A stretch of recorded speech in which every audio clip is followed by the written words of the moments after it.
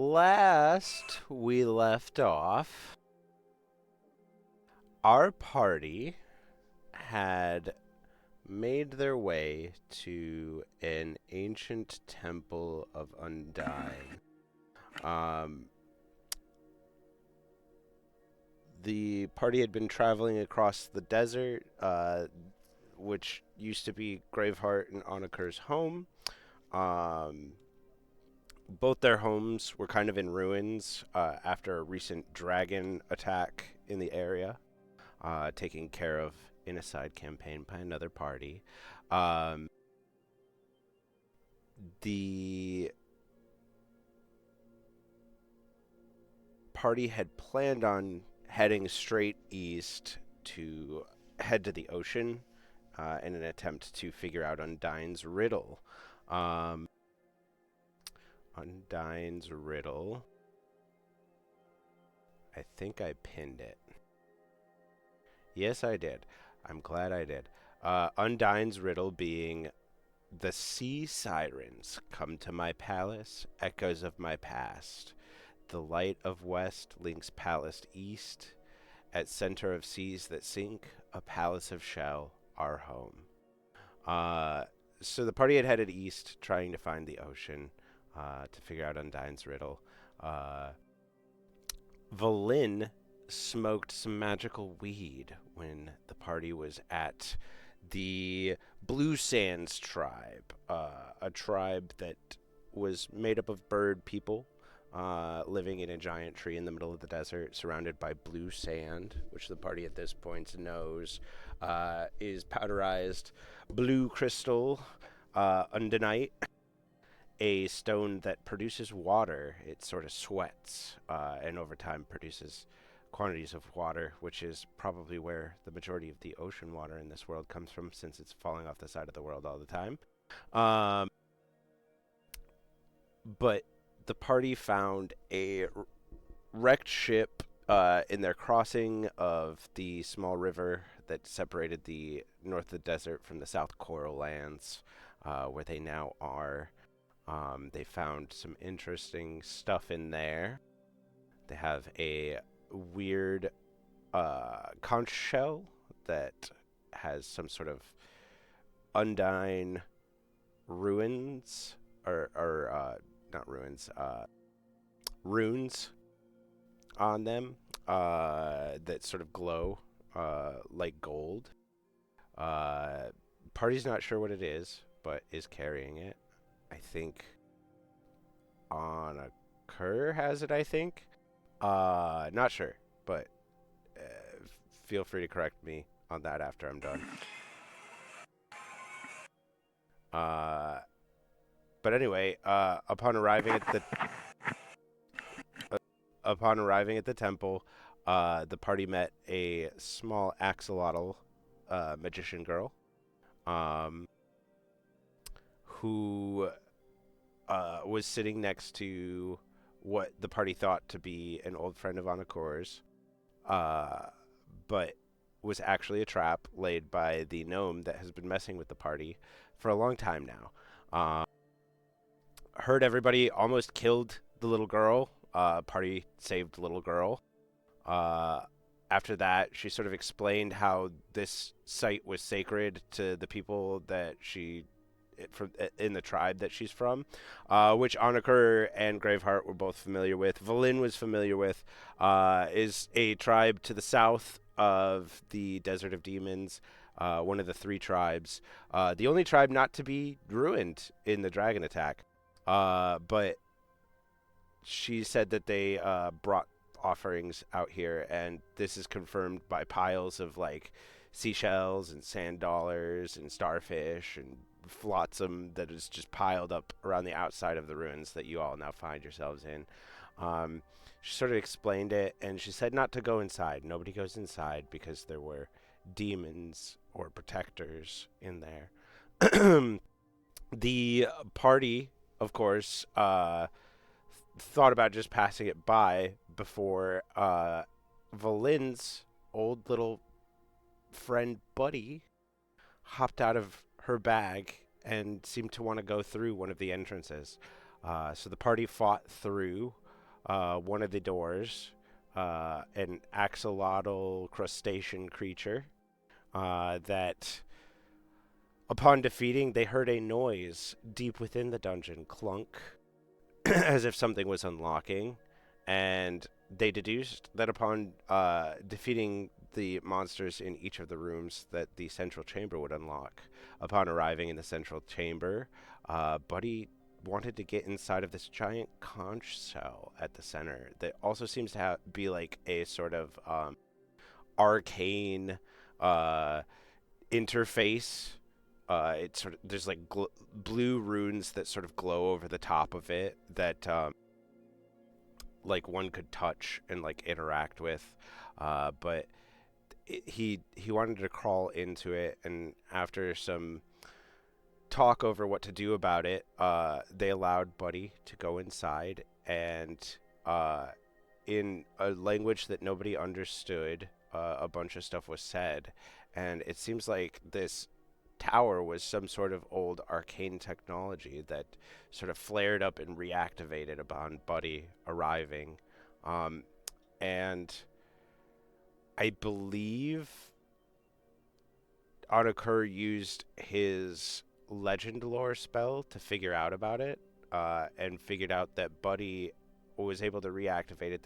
This is a old piece of technology that was used to shield the Isle of Narth from objects from outer space. Uh, Knowing that there is shards of a sentient star corrupting the world, it's easy to sort of piece together why something like this was important in the past. And having reactivated it, you know that now at least everything should be safe from like the shards of the moon and stuff. Um, as we pick up, you are all, I believe you, I know a few of you dipped out early last time, but I think the general consensus at the end of last time was to take a long rest after fighting all of the monsters. So if you haven't, go ahead and give your character a long rest. Make sure your characters are at 100. We're all back from a month away. I think I made sure to do mine beforehand just so I wouldn't forget. You could always scroll up in the chat. It should say. But you did, yeah. 27 days and 20 hours ago. uh, That's crazy. yeah, how time flies, right? But yeah, so you For real. all were shielded and safe inside of this tower as you had a rest. You felt very like secure. That like there were like shields over the doors and everything. When Buddy activated the tower, and I mean through Onakur's legend lore, you're able to deduce that like nothing's coming through them doors. So you all rested without even needing a watch. So we will jump ahead to like the next morning when you're all waking up. So it's 10. We'll say it's probably about 3 a.m. I don't think I was doing the best at keeping track of everything, but there we go. So it's early in the morning when you all awaken from resting.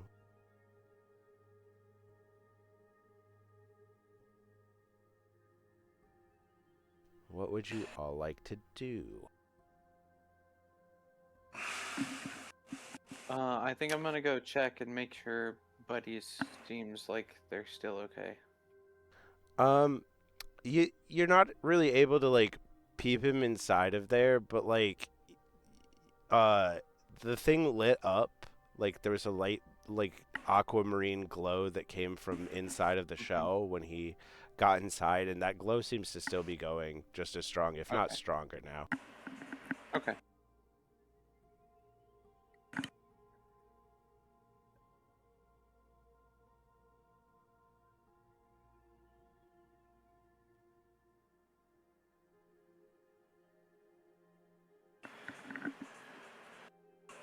Anakur is going to take a early morning wake and bake, and he's going to step outside to do so because he doesn't feel very right to be lighting up inside of this place.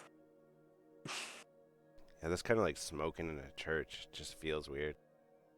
Lighting an incense is one thing. He's seen them do that in church. He's okay with doing that inside of a building. But smoking marijuana, now that's an affront. Let's go ahead and move everybody back to our world map.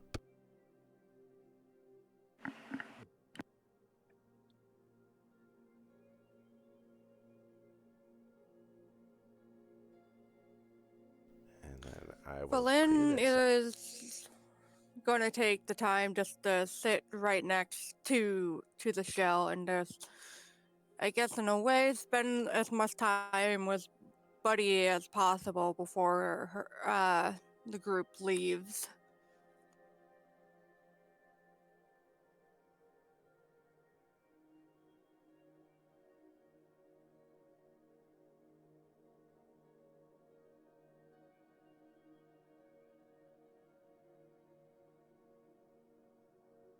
I will see if there's anything in the area to gather and eat.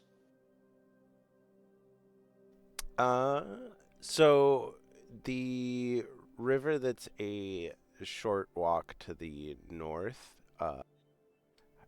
has like a sort of like tide pool vibe going on.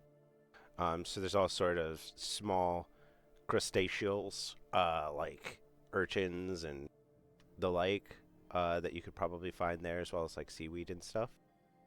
Otherwise, there is a forest that you see to the south that you could try your luck in.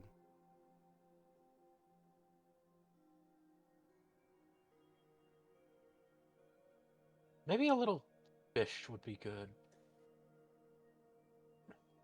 Yeah. All right. If you want to go ahead and search through the river for some food, go ahead and give me a survival check at advantage because of your gauntlets.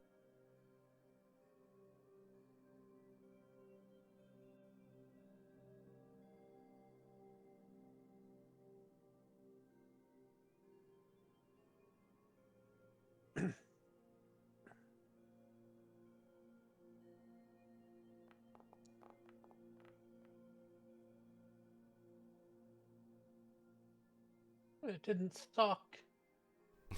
Yeah, you're able to find like a surplus of urchins, uh, probably some like clams, um, like razor clams and stuff.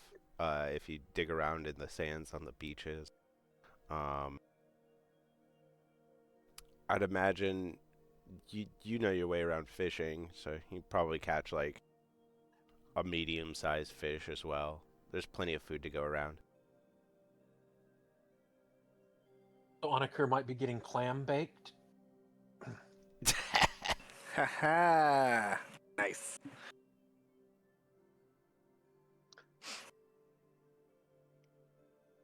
And I will bring everything back with me. And then I guess start working on making fire to cook with. Cool, I'm cool. gonna light up a gram of that knoll bud. Oh God. All right. Constitution save. You know it. How did Noel see that one coming? I mean, I have 22 grams of my dragon bud, but I'm used to that. I want to mix it up. Where's my constitution? Jesus. Get my stuff together. Con saving throw.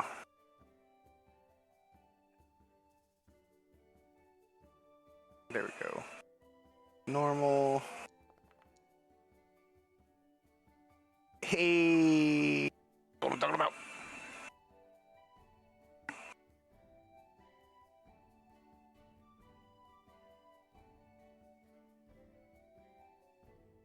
Oops. Yeah, you don't think you're an animal, but you've got a mild high. I that has the opposite effect of what you said. I now think I'm a human. Lord Almighty, not. All right.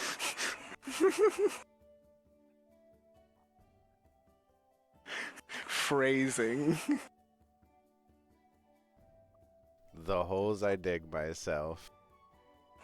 Humans are animals too. Onakur is suddenly questioning why he has a tail. This wasn't here before.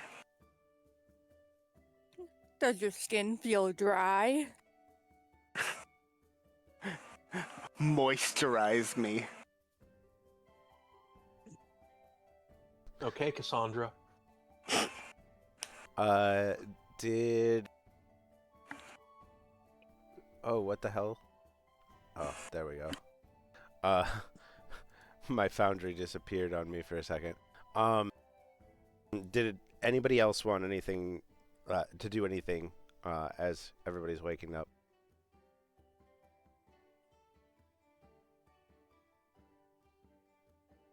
I could maybe get ready to cook us some food a little bit. And once more, I can make some tea. Hell yeah! All right, so Meep seeing Graveheart head out to grab food, and Mika getting her stuff around to make tea. You go about setting up a little fire. Go ahead and give me, or wait, do you know like a spell that lets you create? I think fire? I just have create bonfire. Let me double check. Yeah, because I was gonna say if you have a spell, then I'm gonna double click on my little guy. yes, you Oh, do. I forgot to also add for flavor that Onakur lit his bowl with prestidigitation by just snapping and the bowl was lit. Yes, I do have create bonfire. All right. Intro, too. Yeah. So yeah, Meep creates a little bonfire for cooking. Graveheart, you get back, and I assume that Graveheart is going to cook up everything that you gathered. I can try unless someone else actually has advantage with it. Well, you'll have advantage if you use your gloves. Oh yeah. Lynn wants to. She like looks over at Greyheart. Hey, do you need assistance with cooking?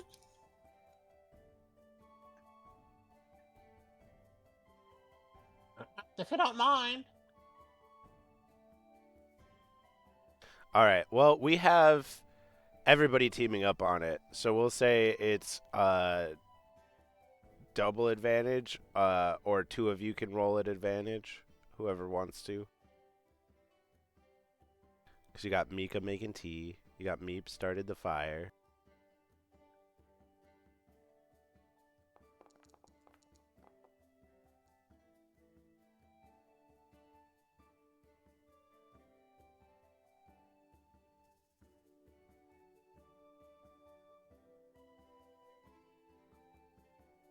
Yeah, we like our delicious in dungeon vibes.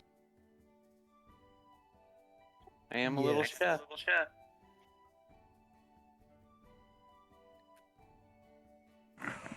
Onakur is finely toasted, staring at the sky right now. And then, why don't we have Mika? Do you want to roll a survival at advantage? Sure.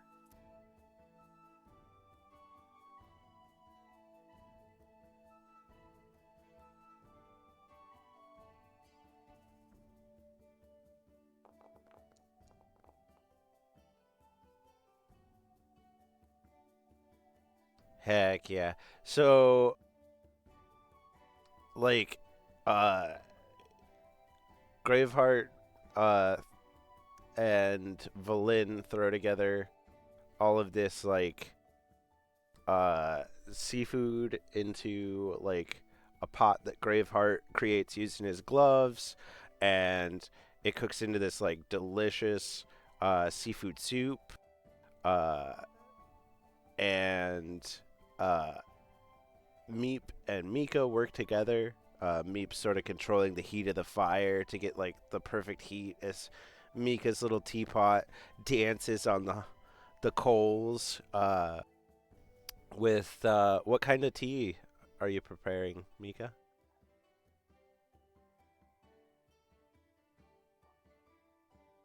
I'm gonna do the apple tea because it's gonna be Ooh. like tea, and then I'm gonna add in apple. So yeah, with some slices of the apples that you got as a gift before, and some of Mika's fine tea collection, you guys get a really nice breakfast.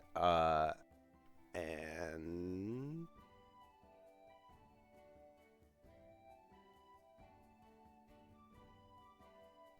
get 15 temporary hit points until you lose them.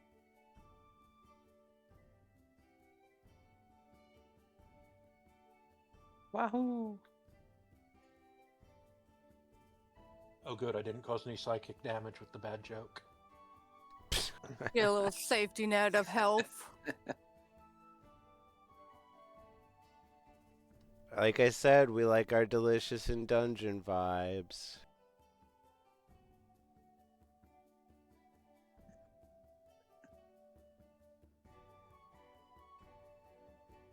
So you guys sit down and have a nice meal. It's about 3:35 a.m. After you finish everything.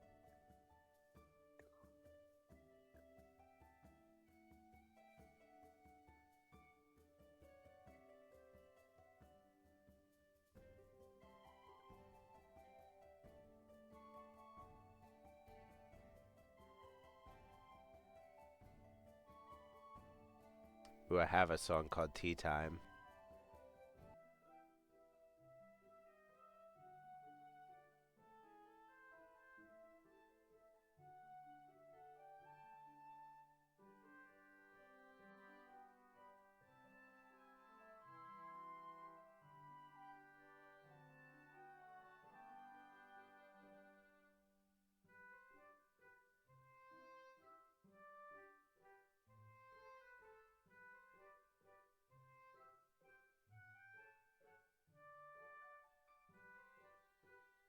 All right. So, yeah, as you guys finish up your meal, the sun is just starting to like peek over the edge of the horizon to the north. Uh from where you are, to the west is still a bit unknown to you, but you can make out this sort of like crevasse in the ground ahead, um, reminiscent of the area around the life tree to the northwest, or the Starfall Shard in Zelk to the northeast. Kind of looks like a big canyon.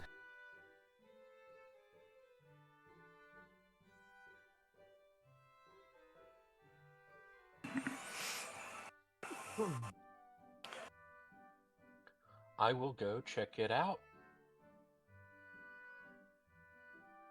All right.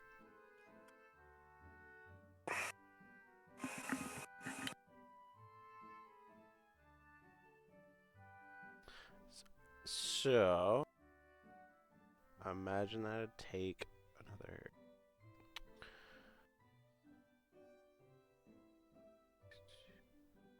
So yeah, is as you're all like sort of like packing up your stuff, you all watch as Graveheart starts heading towards the canyony crevasse to the northwest. It's probably about a like 15-minute walk out. Valina's like she's gonna take a look at the giant seashell one last time and just mumbles, "Goodbye, buddy. Hope to see you again soon." As you press your As she hand, like walks out. yeah, as you press your hand against the side of the shell, it's very warm, and it's you can almost feel like the connection between you and Buddy coming off of it. Take care of yourself. I will have gone back in to just kind of also go say a final goodbye. And as I go in there, Philip will jump out of my bag and paw at the shell and kind of like nudge it with his head in a way to kind of say his own goodbye.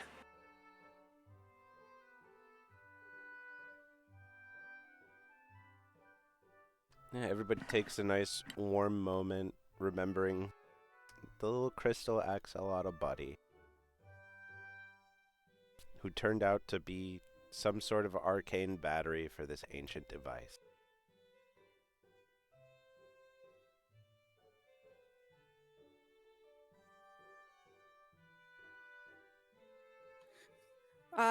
Berlin, she's gonna like look up to Isolde. Hey, how you feeling about maybe us like flying over the crevasse, like just not directly over it, but near it. Should be fine. All right. And she like hops onto Isolde excitedly, but also at the same time, very careful on how she's like getting on without hurting Isolde. All right.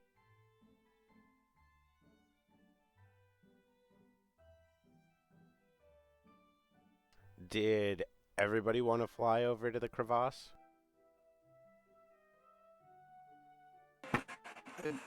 Yeah, I will definitely follow. Okay. If ever. Oh, sorry. I was saying, yeah. Okay. Yeah, so if everybody's in agreement, then I imagine Mika and Valin ride on Isolde. Anakur rides on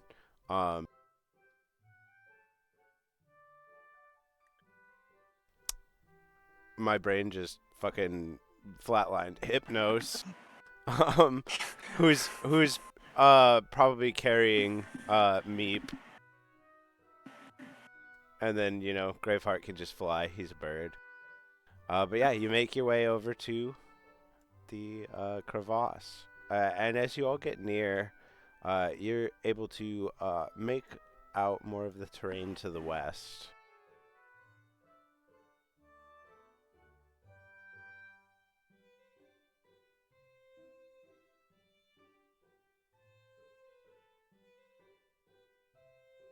Let's see.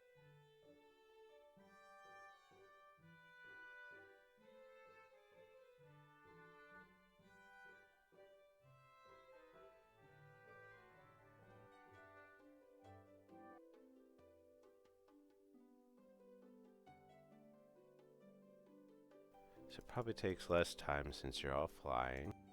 So 10 minutes.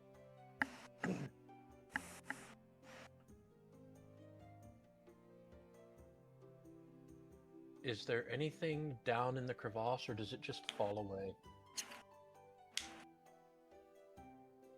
Okay, so you all look and scan the breadth of the crevasse.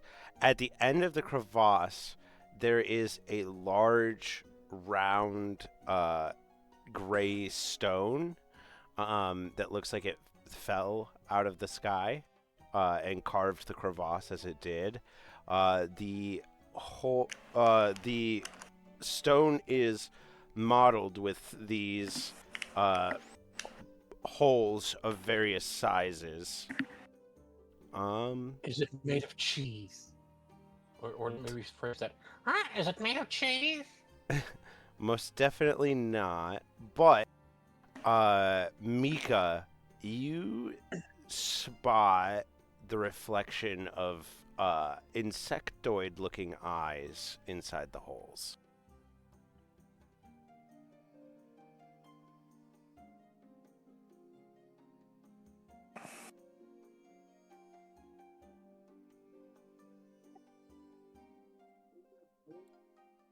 I'm gonna go ahead and tell everybody what I'm looking at. So Mika describes what looks like segmented eyes reflecting light within the darkness of the holes of the giant rock.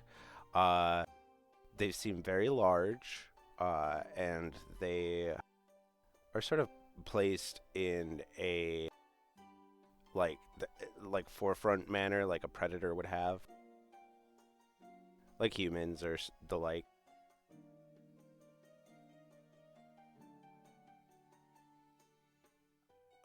Do the eyes look like they're moving, or like the pupils retracting and such? Uh, there's segmented eyes, so like there's no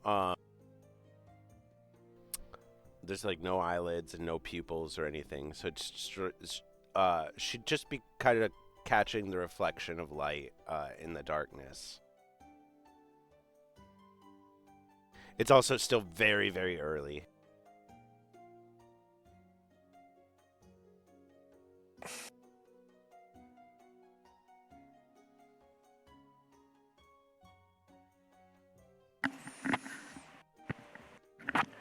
Anakor sees or hears this, and he decides that Hypnos is going to be his eyes today because he's not looking into the pit of bug eyes after getting stoned. That sounds like a horrible combination.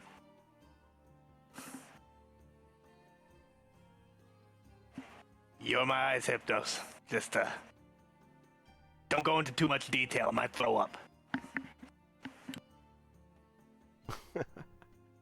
All right, so you're having Hypnos fly in to sort of like just scope out for you.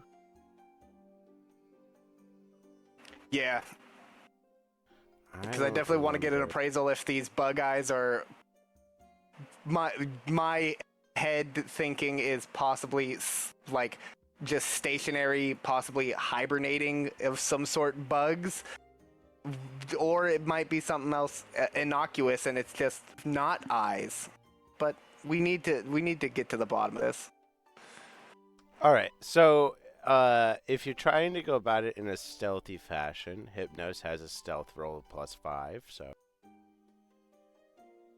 Man, I'm stealthier than my giant flying owl. Who would have thought? That feels kind of weird, since they're one of the quietest predators in the world. I took the stat block from the internet. Don't sue me. I'm just apparently really. I'm the bard is apparently really good at being quiet. But yeah, that's so. Can I make the roll from Hypnos, or do I have to just roll a Either way. 20 plus 5? Either way. Okay, d20 plus 5.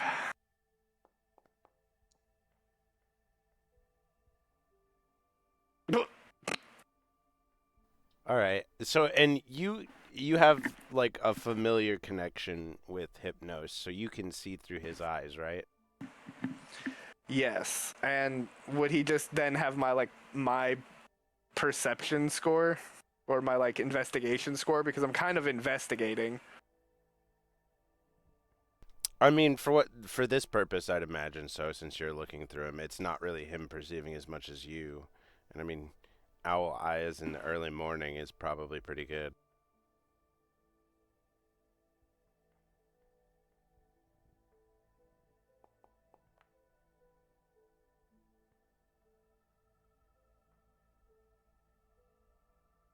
Oh, I just rolled.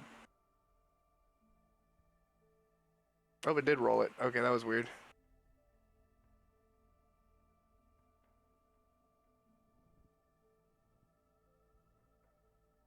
All right. As Hypnos approaches the large rock at the end of the crevasse, uh, he's noticed by one of the creatures inside. A large, neon, vibrant red worm creature comes out and looks at him and attempts to communicate with him. Since I imagine you can hear what your little birdie's hearing, sounds something like this. Where is...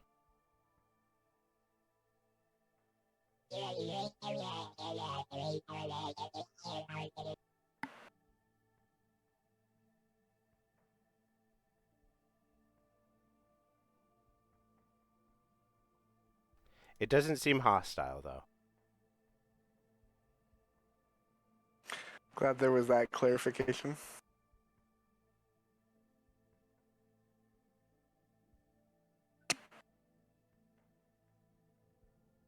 Water? Water? I'm gonna get you water.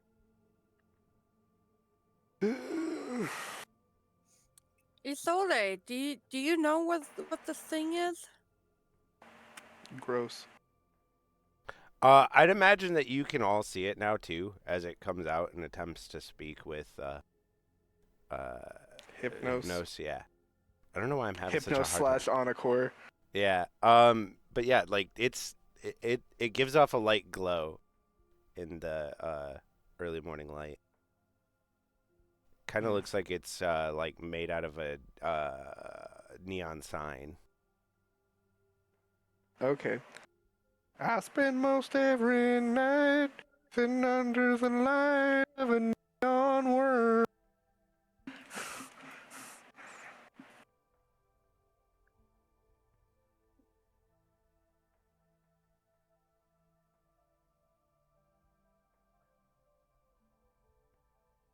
Okay, now that have exposed them, they look very familiar.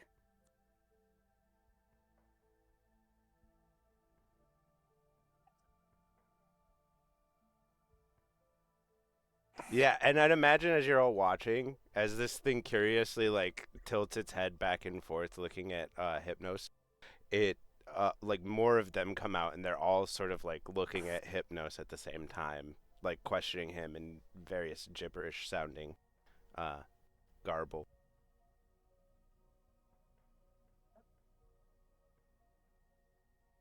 Hmm.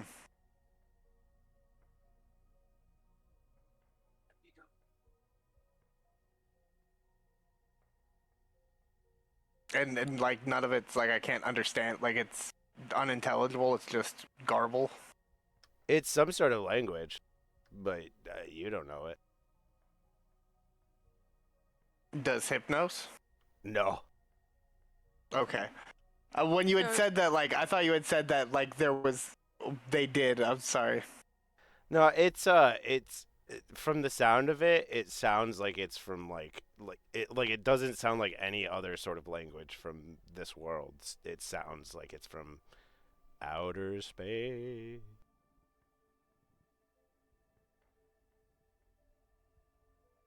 Hmm. Uh, Encore so will not take into even account that they're Isole? not hostile.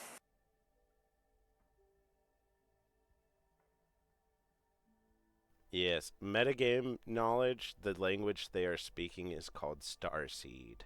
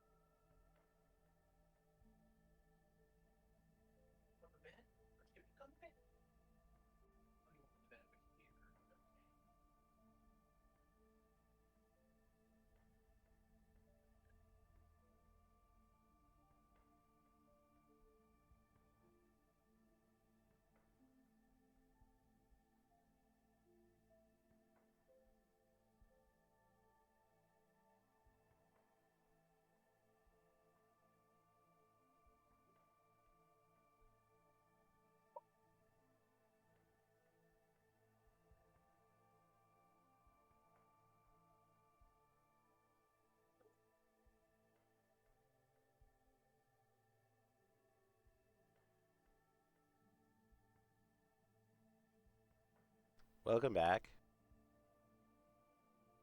So yes, Thank you.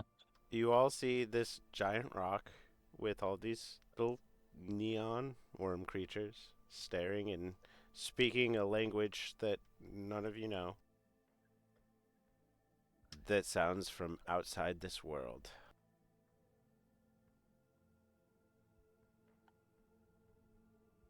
Onakor will take account of the fact that they don't seem hostile, and will then still take account of the fact that they're really unsettling to look at, and will fly back to be with the rest of his flock of flying friends. That was a lot of F's unintentionally.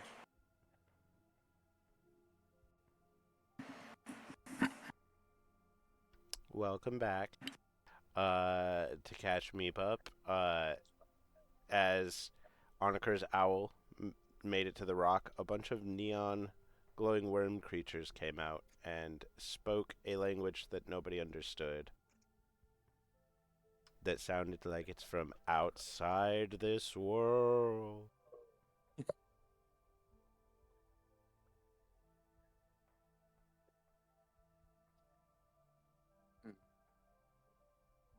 They seem non-hostile, and as Hypnos flies back towards the party under Oniker's command, you watch them sort of track him along the horizon, and then they all sort of seem to notice you, and they just look curious, and then they all seem to slowly retract back into the rock. That was pretty cool.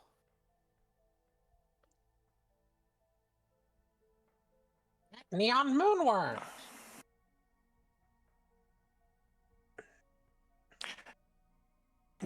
I think half of the people here missed my neon moon joke about the worm. Spending most every night. I said I spend most every night sitting under the light of a neon worm.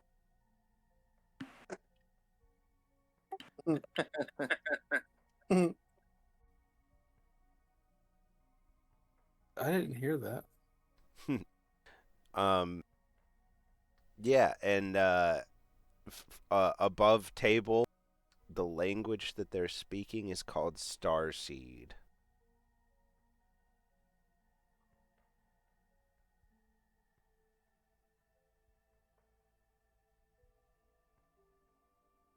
So, if Androx were here and he licked one, would they taste sour? I mean, they're not gummy worms. I don't know about sour. I don't know. Might have the texture of glass. Not sure. That's how you get brain parasites. Wasn't a question I was prepared to answer. That's for sure.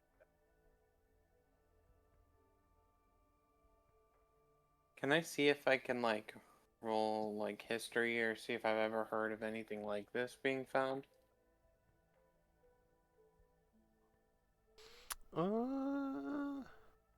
You know, your tribe has ancient knowledge because you were formed by Arin. I'll allow it. Okay.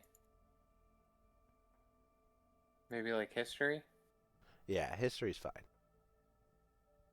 Alright, -1 in history, but that's okay. Sometimes it's about the story. You got a -1, but oh, never mind. I was gonna say I could give a bardic, and you could possibly get an 18, but you'd have to roll a max. I'll save my bardic. Yeah. Alright, I got an 8. Yeah, this shit's out of this world. I hate it. The pun, not the worms. The worms are just unsettling. Yes. They are called Neunions.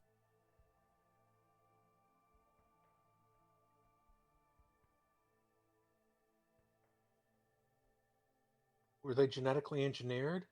And will they go on to start making androids? No, I don't get that reference. Neun Singh. Khan Neun Singh. I don't know what that is. Star Trek: Okay. Wrath of Khan. It's nerd shit. It's nerd shit. I apologize on his behalf. I'm sorry, I don't know Star Trek. Star Trek is it's a place that I wish I never had See, gone, but like now I'm a part of it. I keep doing like crazy space shit, and then you're like, oh yeah, Star Trek did it, and I'm like, cool. I'm on the same vein as a very popular TV show. Cool, love it. But no, these guys don't like they're like as you were seeing them, they're various sizes. There's like little ones and big ones, and like all the holes are different sizes. And they all seem to come out of like a hole that's about the same size as they are. And they all have these like segmented front-facing eyes. Like That's really fascinating. they clearly have bug eyes, but like they almost look cartoony. I just had a brain bulb big thought, but this. Can I try to cast speak with animals?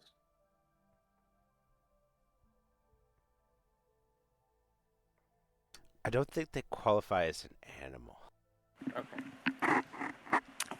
What Anakur was going to want to try was seeing if he could.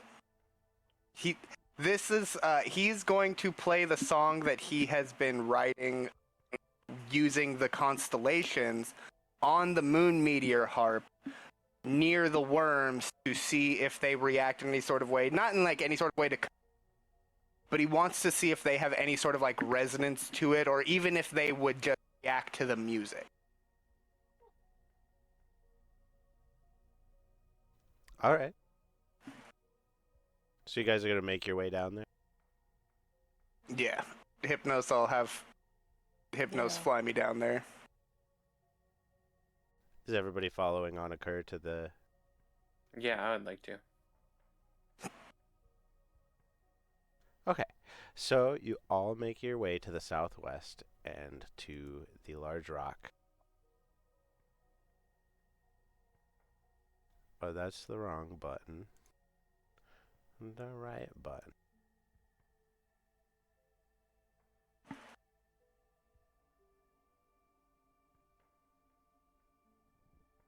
And I move the tiles.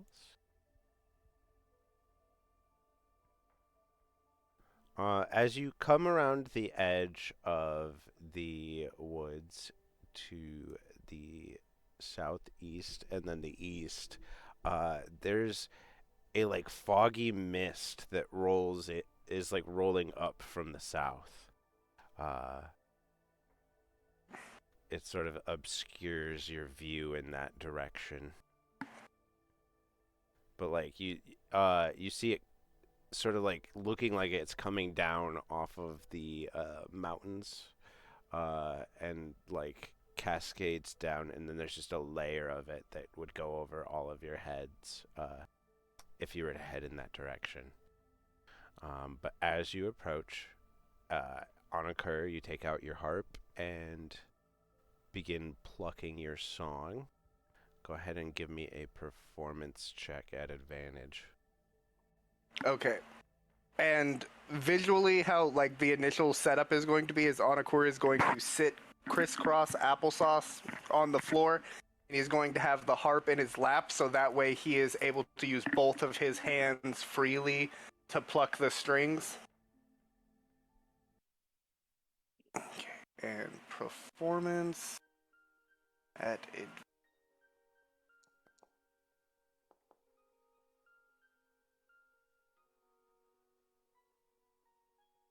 Yeah, your song isn't perfected yet, but you play what you have perfectly.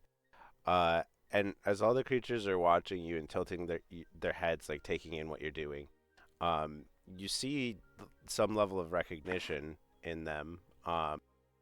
And the one that like originally came out and like confronted Hypnos, like nods at you.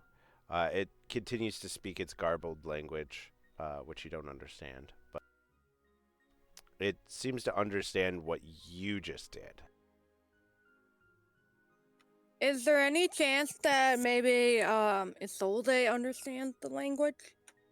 She does not. So the stuff right there, is that a pseudopodal leg formation or what? Just pile of dirt. Oh, okay. It's just a pile of dirt. It looked like it could have been like feet or something coming out of the bottom of a It's a fair question. I do some crazy shit. meteorite shell.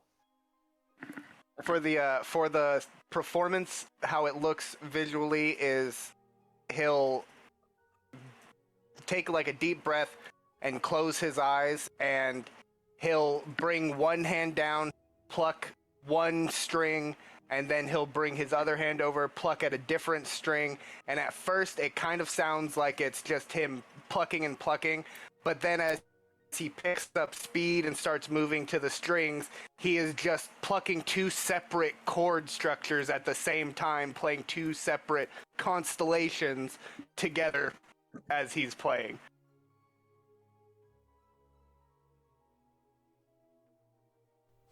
And It sounds very like the one end, so I'll say for like visual sake, the right hand, it sounds almost like it's trying to reverberate and cause like a vibrating, like a vibrato sound, whereas the left hand is bringing more drawn out, like more drawn out, longer notes and like heavier notes than the other.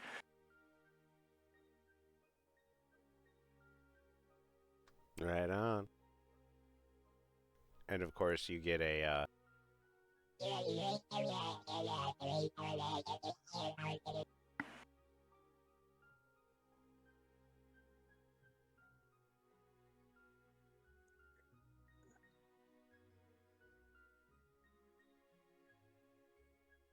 But yeah, like Get a what? Sorry. do you have your soundboard turned on? Oh, I have to. I'm running my Discord chat through my PlayStation, so I can't hear soundboards. Okay, well, it's the alien glorp noise. Oh, okay.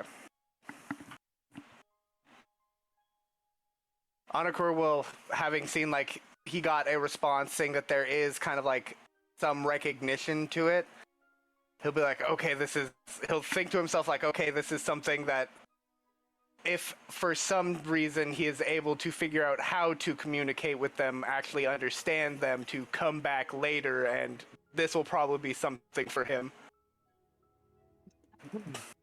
What if we give them a drum?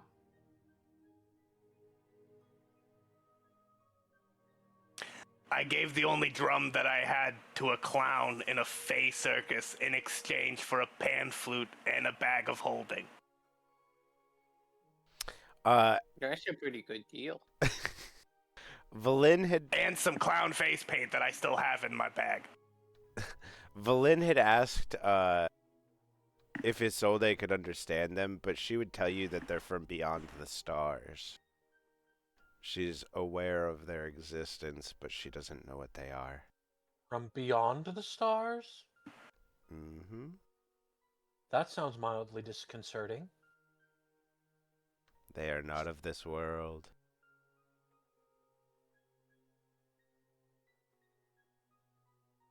I know they're not worms, but they're face tentacles. And that's the egg they're in. Well, if we're done examining our wormy meteorite, it might be a good idea for us to head to the tribe to go check on our axolotl friend and get some possible information and help about our journey. Sounds good. I don't know what help you feel like. I don't know if you're looking to like understand Undyne better or whatnot, but you all know that the portal you need is all the way on the western side of the world. Can I ping? Oh, I have to be on the right thing to ping. Zoom all the way out. It's all the way on the west side of the world.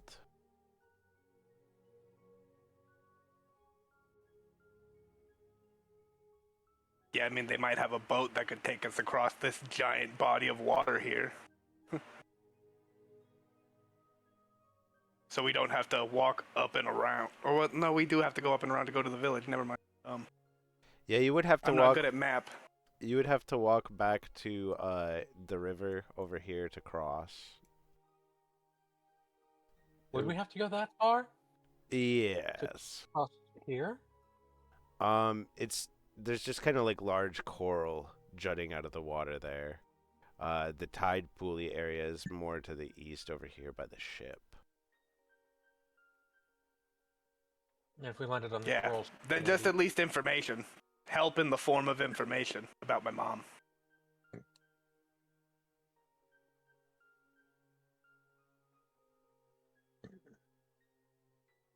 And I have this cool shell that they might know something about.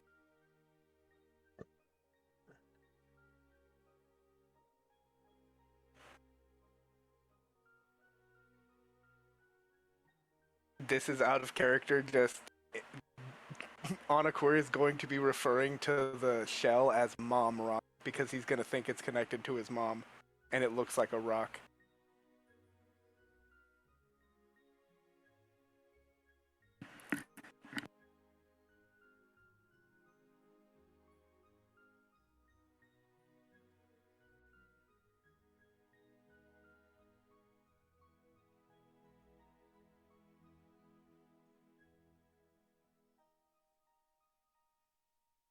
All right. Well, I mean, if you guys want to head back that way, that's fine. We can work that out. But I will say you guys were over here because Valin heard that there was a way to the west over here that you wouldn't have to go through all of this. Like, there's kind of a hard wall between this frontier area here and this desert here, because there's toxic spores and stuff in the air. So you need some form of protection for all of you to get through, and only one of you has something, as far as I'm aware, to take care of it, and that's Valin, who has a mask. I have a plague doctor mask, basically. Okay, well, I don't know if a plague doctor mask would do it. Well, it's the mask that Vendane gave me, and to take form to my face, it would have to basically look like a plague doctor mask. Yeah, that one wouldn't protect you from this.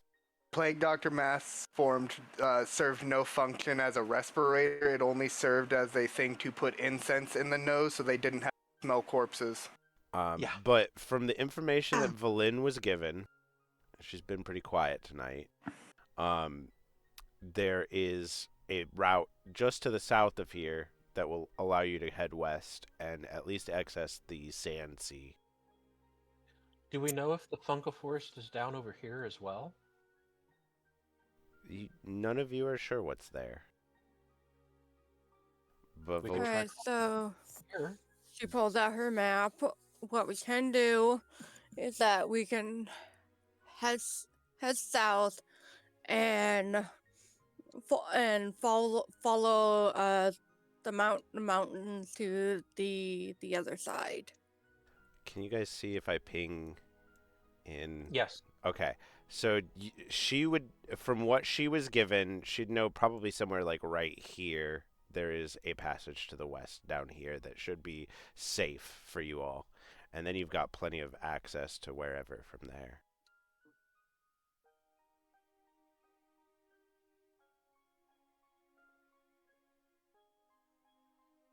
How does that sound to you guys?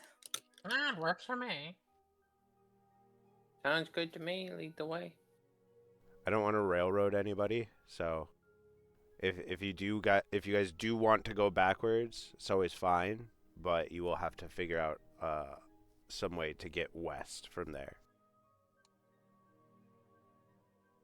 I mean, I'll just follow the group. we could try going west from here and see what's through the forest there. Or just go south.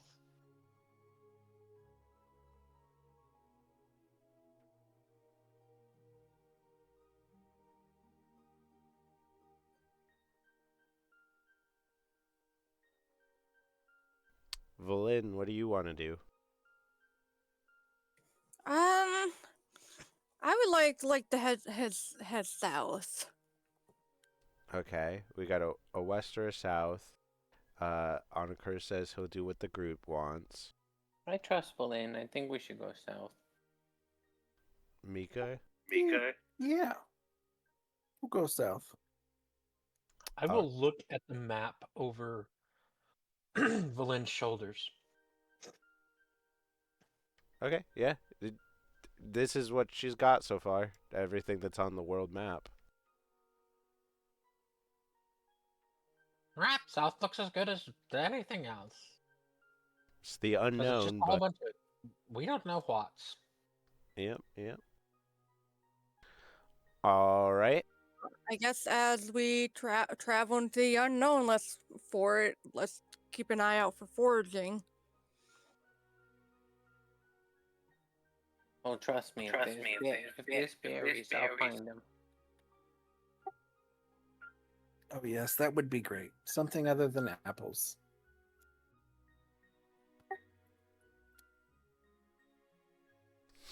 Centipedes? Millipedes? Grubs? Everything a bird would eat.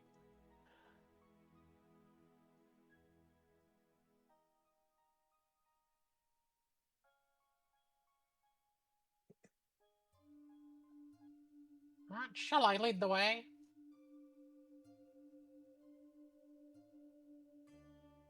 What do you? I have a different idea to that. Well, since I'm flying on its whole day, I can be up in the air and a little bit ahead of you guys. If anything's ahead, I'll report to you guys.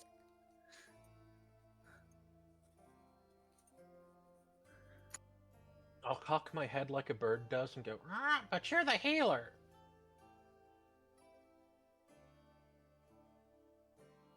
If you get taken down, we're all kind of screwed.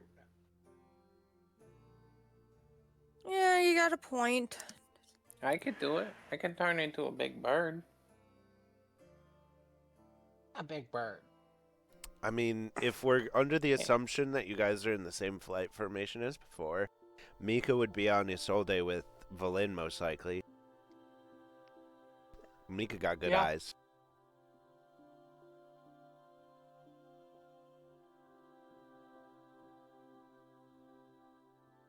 And mine aren't abysmal. Sounds good. We could roll. Oh, for Pete's sakes. I've got to change my mouse out. All right. Well, yeah. So everybody sort of like forms like this dual fronted formation as you kind of like go south with Valin and Graveheart towards the front, with Mika riding with Valin. And then it's kind of like a reverse V with like Onakar and Meep right behind.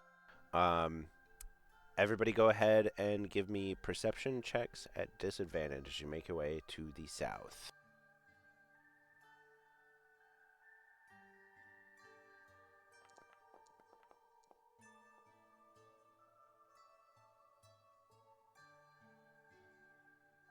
Okay, let me see here.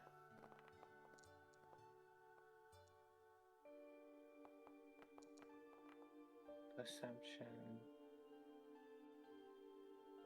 Disadvantage. See it.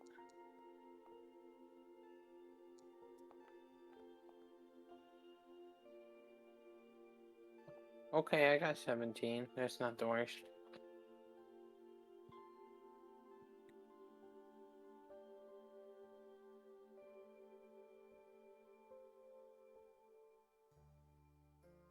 All right. You all start keeping an eye out as you enter unknown territory. You scope out the edge of the forest that's now to your east, and I imagine you're able to view all the way out to the eastern sea, or ocean, rather.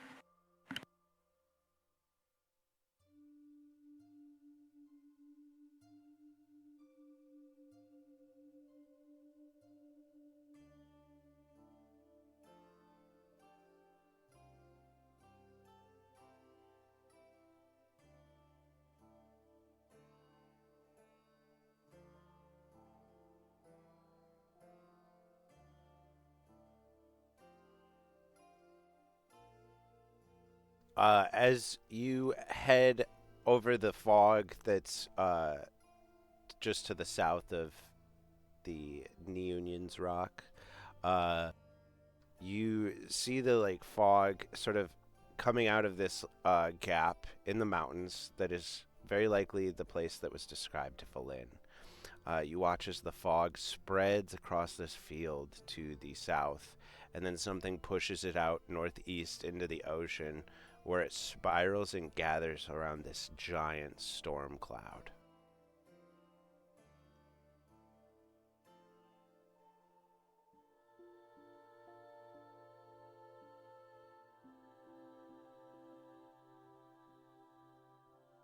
Meanwhile, on the western side of everything, there are these very large snow-capped peaks, and the mountains all along this like western ridge are like so large that even flying, you can't really get a gaze over them until you get to the gap, and you're able to sort of see through and see the desert on the other side. And it looks like all of the mist is coming from something just on the other side of the mountains at the edge of the desert. Time to investigate. So I'm assuming we're all down here-ish then? Yeah, let me go ahead and move you into the wake.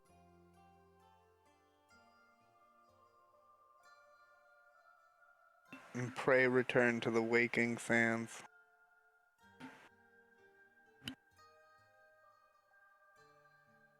How do you like my storm cloud? No. It's pretty cumulonimbus. We will all die if we go that way. Yeah, it seems like we shouldn't be flying in the storm cloud, so maybe we don't go that way.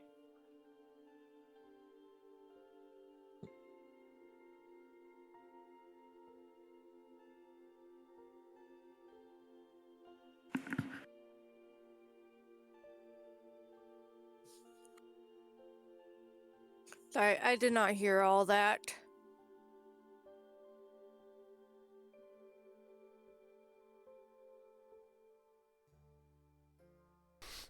I wonder what you missed. Just the last thing that Meep said. Well, I was saying that we probably shouldn't fly in like that storm cloud area, so we should definitely keep on going this way.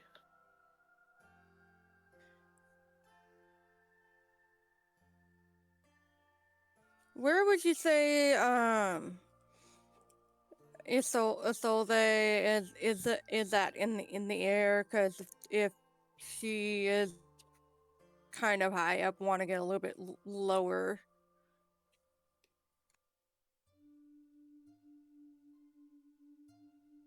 Mm.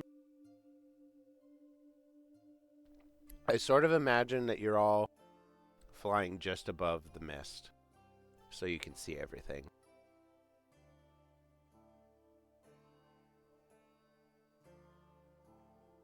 So it would be a wiser idea to stay above the mist, just see out ahead.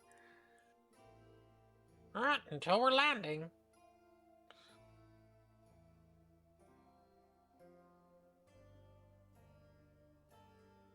And I will point towards what seems to be making the mist and go, alright, I think we should check that out first.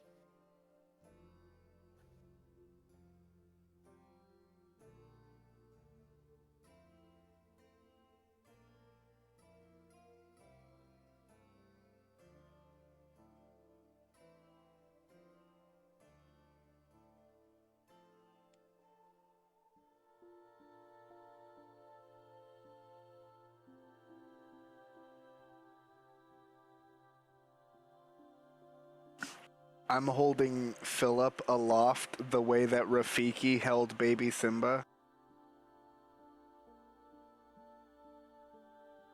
He's flapping his arms trying to fly.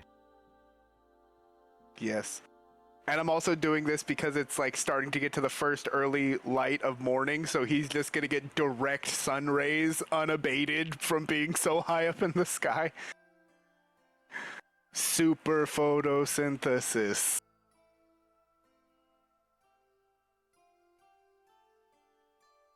But yeah, so Graveheart points out on the other side of the gap in the mountains that Valin was aware of, you see something spewing the mist that's flowing over the edge of the mountains and out swirling into that storm cloud in the middle of the ocean.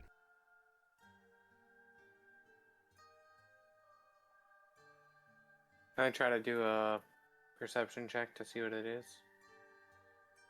If I can kind of parse that out. You can give me a perception check at a disadvantage. Okay, let's see what it looks like.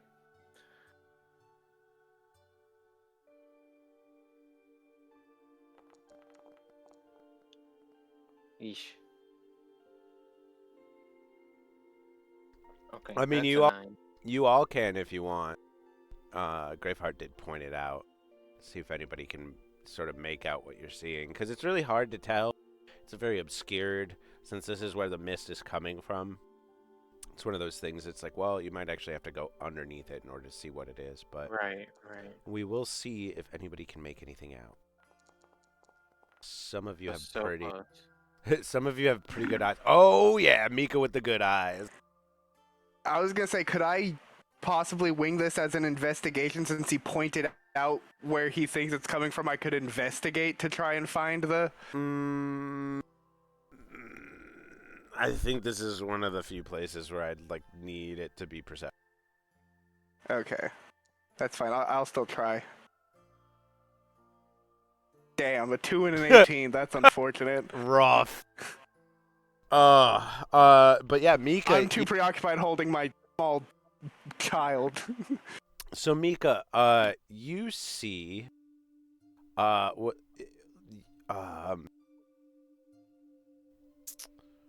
you've been to Saren, and Saren has smokestacks.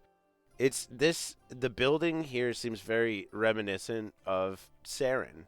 It's some sort of arcano technology.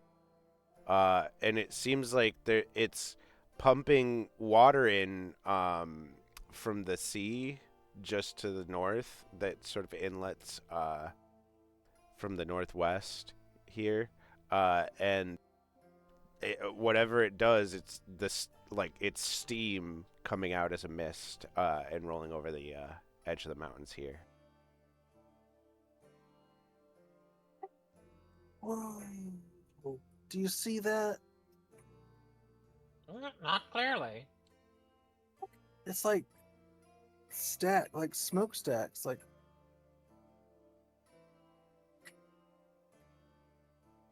It's like steam rising up out of the chimneys.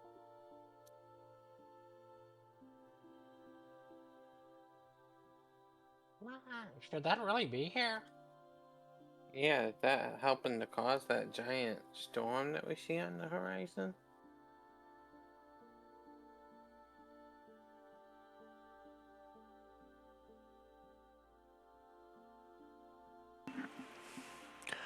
Hot air rises.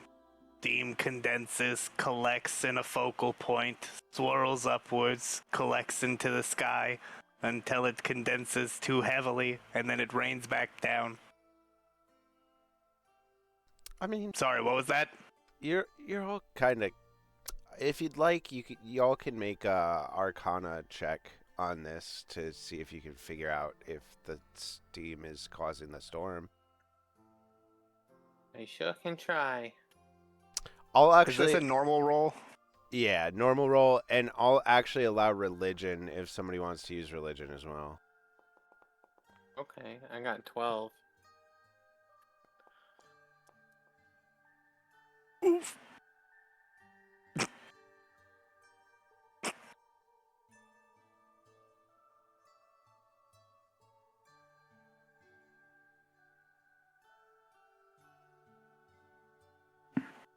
Fen says, Miko, what do your rodent eyes see? Tell me, what do you see? See with your eyes. My brand. Mika is this party's Legolas. It's canon now. Valin. It makes sense. Yeah, you're an archer master. Valin, did you want to make an Arcana check? Yes. Or religion. Or religion, either way. Yeah, you might be better at religion. That Oh, makes sense. yeah, definitely religion. I was about to say, the Normal? church girl who goes to church and reads her Bible? Yeah. Cha cha cha cha cha. Your Bibble?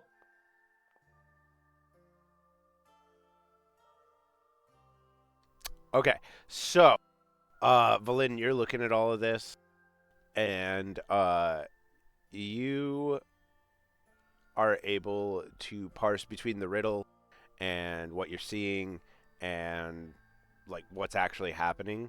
The storm on the East Ocean is caused by Undyne, whatever's going on with her. But this mist was probably here before any of that.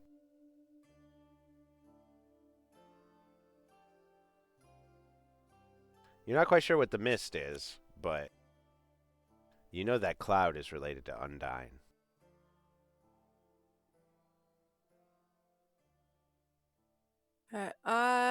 She relates the information to your parties, so the cloud is related to Undying for in some way, and the mist here, it's been around long before that.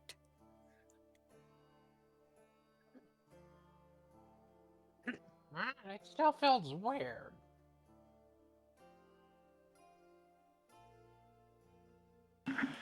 I don't know. Don't know how I feel knowing that storm's connected to my mom. Ah. Ocean. Storm.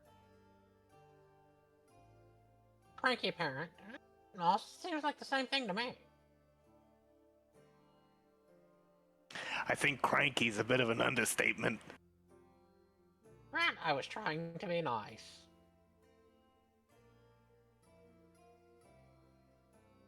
Well, try harder.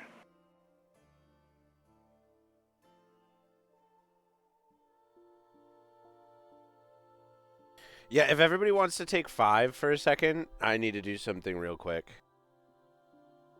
Okay. And there is the riddle once again for everybody. So you, Anakor's gonna play the fun game of throwing Philip and having Hypnos fly down and catch him, and then restarting the process. dear Lord. I'm gonna take my headset off and just read the riddle. Yeah, so I mean, I imagine with the riddle, knowing that the portal is the light on the western side of the world, you can guess what's on the eastern side of the world. That storm's where my mom lives. That's over. That storm's not. That storm's a sign.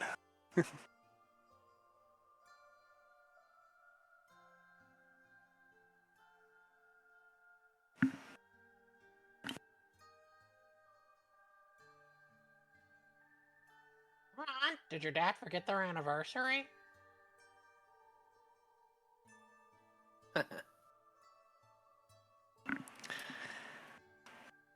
You know, you're a bird, and we're in your habitat, but I will throw you.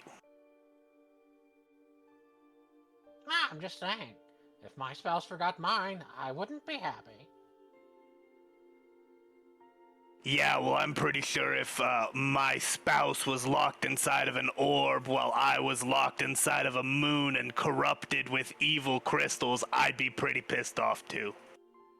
Valid point.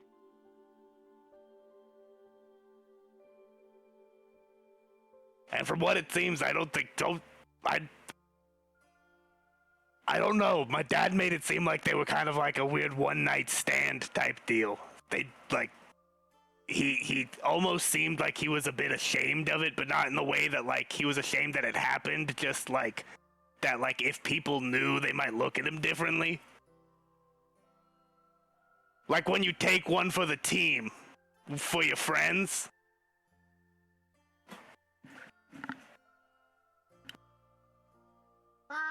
That makes some sense.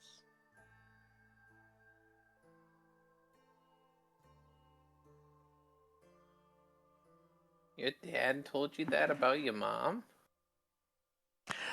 No, when I asked who my mom was, he was pretty shifty about it and then said Undyne, and like we're just pretty well aware of the fact that that's not a normal coupling. The god of fire and the goddess of the ocean, of the seas, god of fire and war, goddess of seas and apparently PMS.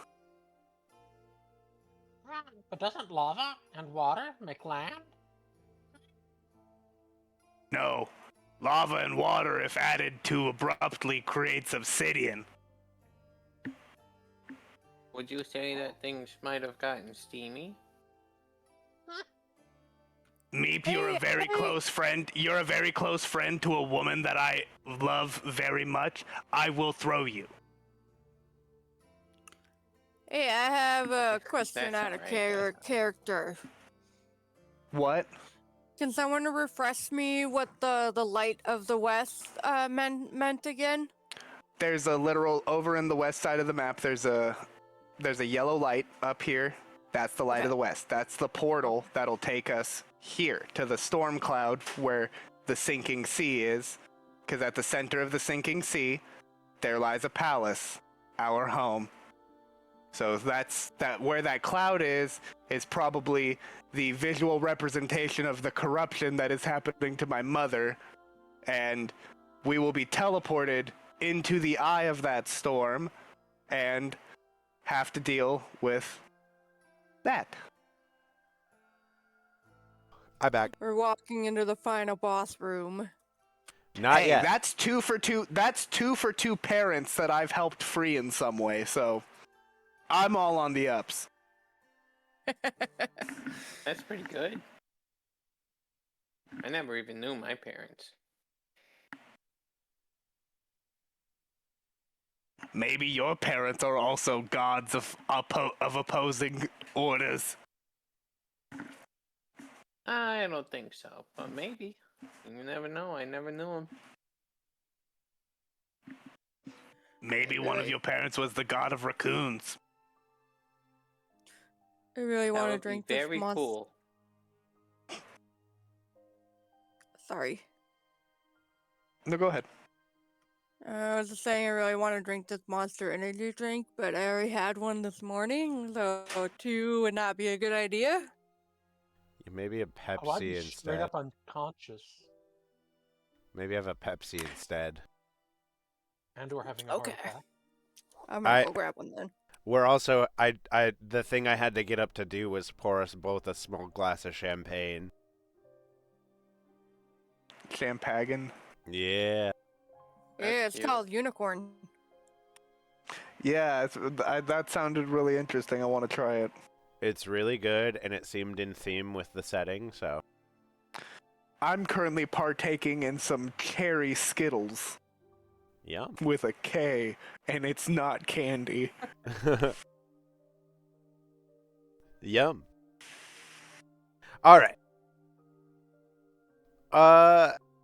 I mean, we got the champagne to celebrate New Year's, but one of the two bottles, we got 2 bottles of champagne on New Year's, and one of the bottles had the kind of cork where when you uncork it, you can't put the cork back in because it's like tapered to be bigger at the bottom.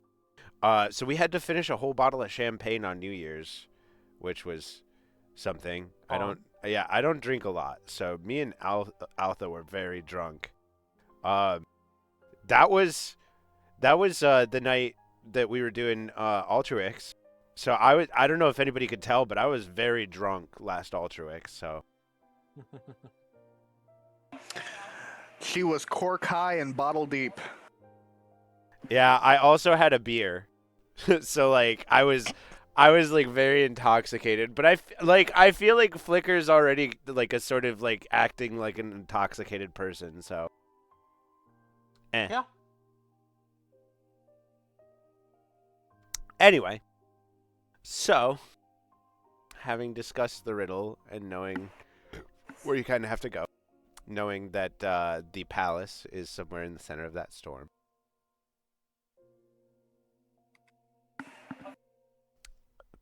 Fitting. Apparently, Mika's getting TIRL. Here, I gotta spam the. Oh, I don't have it open. Why don't I have it open? I'm a ding dong. One sec. Pull up my dashboard.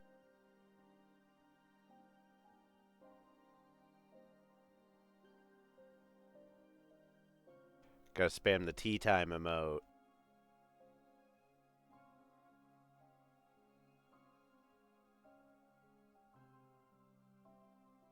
I don't know if you saw the dancing one yet or not.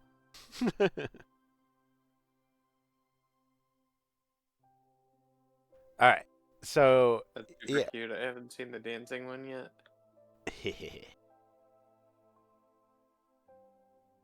Yeah, if the music is too loud for anybody, if you go on the right side where there's all the little like squares to the left of the chat box, there should be one that's a little music note, and if you click that, there should be a volume control for you personally on there, so you can turn the music up and down. Thank you. Yep. So yeah, if the music is ever too loud for anybody, you can just pop over there and turn it down. They're all at like sort of different volumes, so I'm always adjusting it for myself. So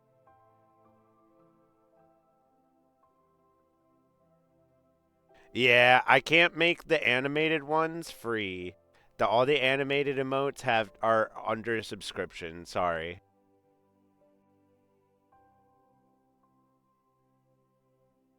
Yeah, and Rave on Occur and my Lalafell blowing bubbles are the other 2 animated emotes, I think.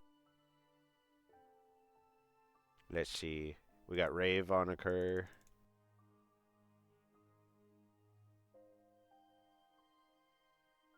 And then me blowing bubbles. I want to make a meep one about grapes. You gotta do a little animation of him popping grapes in his mouth. They have to be teeny tiny though. Is the only thing. Like the fucking the one of me blowing bubbles is pixelated to hell. You can only just barely tell what it is, and only if you're on a big screen.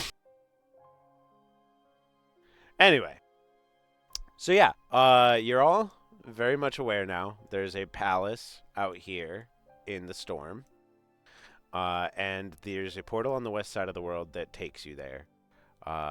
The gap in the mountains is before you, and there's some sort of it looks like a small, not village, maybe like small city to Mika. But like it doesn't look like there's like a lot of building. It seems like there's like one raised ramp-like structure and like a bunch of tiny houses at the top of the ramp, and then there's the two like smokestack structures spewing out the mist that are attached to two buildings that have like tubes that go down into the water nearby.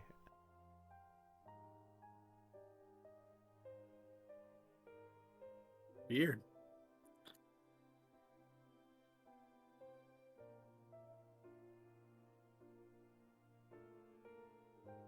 So, what's the party feeling? Would you like to visit this place, or did you want to just sort of fly over? Well, Graveheart feels like it's a bit out of place.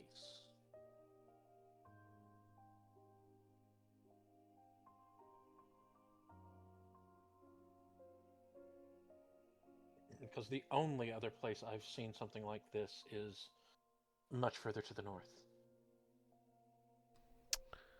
Oh yeah, Graveheart has seen Saren. Okay, yeah. Yeah, all of you except for Meep have seen Saren. Meep, this building is like nothing you've ever seen before, and it looks like it goes like it's like changing nature in a weird way probably to you. Yeah, it gives me bad vibes. I'm a little nature guy, so I don't like industrial stuff. Yeah, and that's definitely the vibe here is it's some sort of like industrial structure.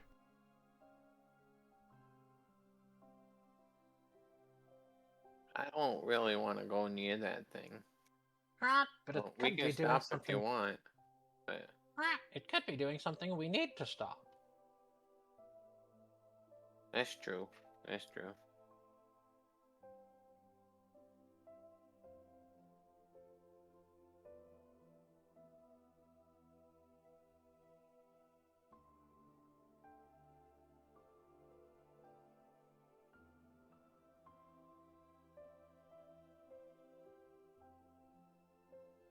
Should we put it to a vote? Yes. Sure. I say we personally go don't down want and to look go at it. there, but Okay, so we got to go there from Mika. I've got a don't go there from Meep. Well, then, I want to check this thing out. Maybe it could have something that could help us. We're at 2-1 on occur. Is quick. Just this will help me answer the question.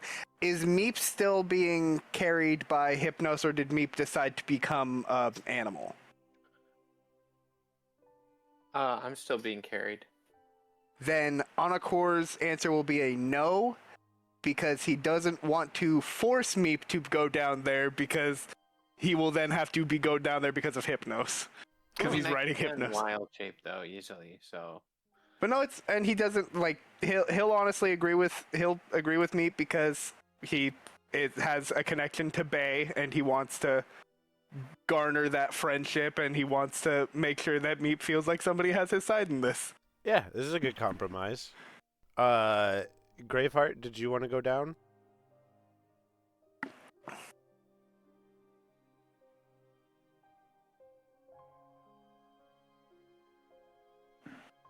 Is Graveheart AFK? Or muted?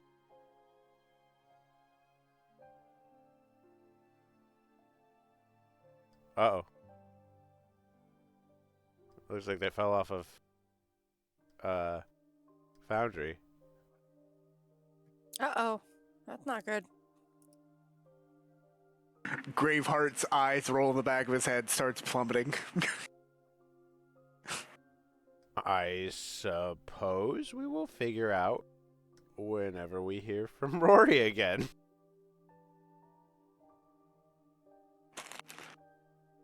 All right. So Valin and Mika, you go through the mist, and as you get close to the structure, like you come down through like the veil of it, like it's almost like it rises up and over, and then it like goes over the mountains and cascades down. But there's sort of like a guard at the front of like where all of the little like residential looking buildings are, but you don't see anybody else around. Um, as you sort of approach the place, the guard looks uh, s- uh, Mika, were you there for? Yeah, you were. So you both remember Boald. There's sort of an automaton looking person, but instead of being like fully mechanical, there's like a fish tank in its chest, and inside of the fish tank, you see a blowfish who's this thing's sort of looking up at you as you both approach. Valin is still on top of Isolde.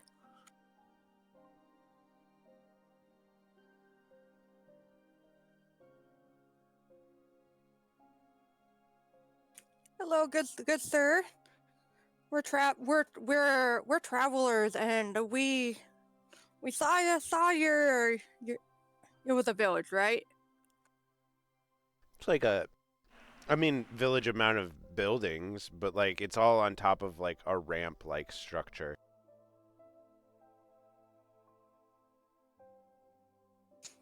Well, we saw your lovely village, and we weren't expecting a settlement down here. So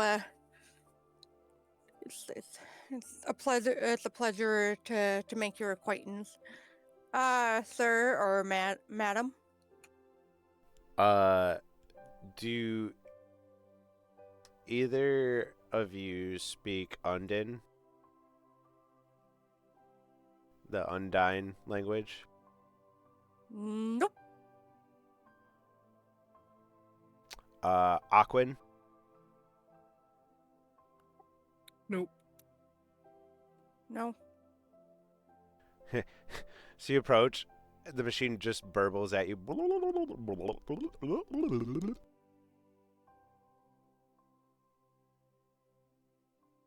Uh, and like Valin puts her fingers on her chin and like rubs it. Uh, Is it still technically morning? yes, it's very early in the morning. Um, Uh, Graveheart, did you want to go down with the group to the little village? Yes. All right. So yeah, you as well would come down and you'd see this like automaton looking creature, but instead of being fully machine, there's a little fish tank in its chest where you see a little blowfish inside. Pufferfish.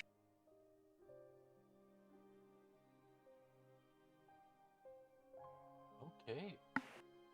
And as y'all approach, Valin greets it and it sort of burbles back. Unless you do you know Undine or Aquin? I mean, when you woke up this morning, you could have switched out spells if you'd like, Valin. Is it possible to, in a way, retcon or something? Because I think it'd I be mean, really good if I switch out to tongue. okay, you haven't cast any spells today, so if you want to swap out one of your other spells for it, then go ahead. And I do that on D&D Beyond. No, I can do it for you real quick. What spell do you want to give up to get to take tongues?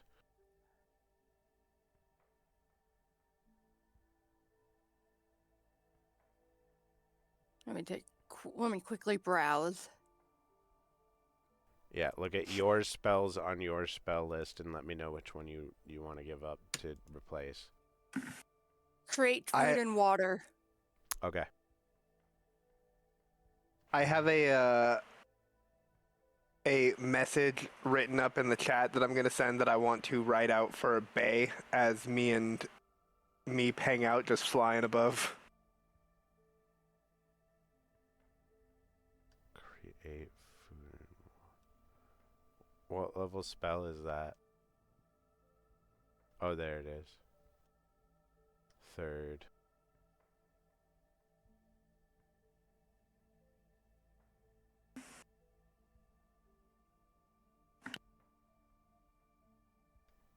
Prepare. Oh shit. Okay, that's not what we want. We'll just pew pew. And then what's the name of the spell? Create food and water. No, is it tongues?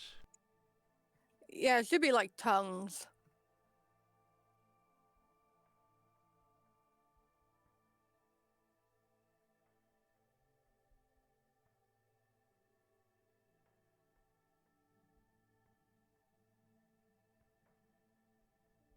There you go. Thank you.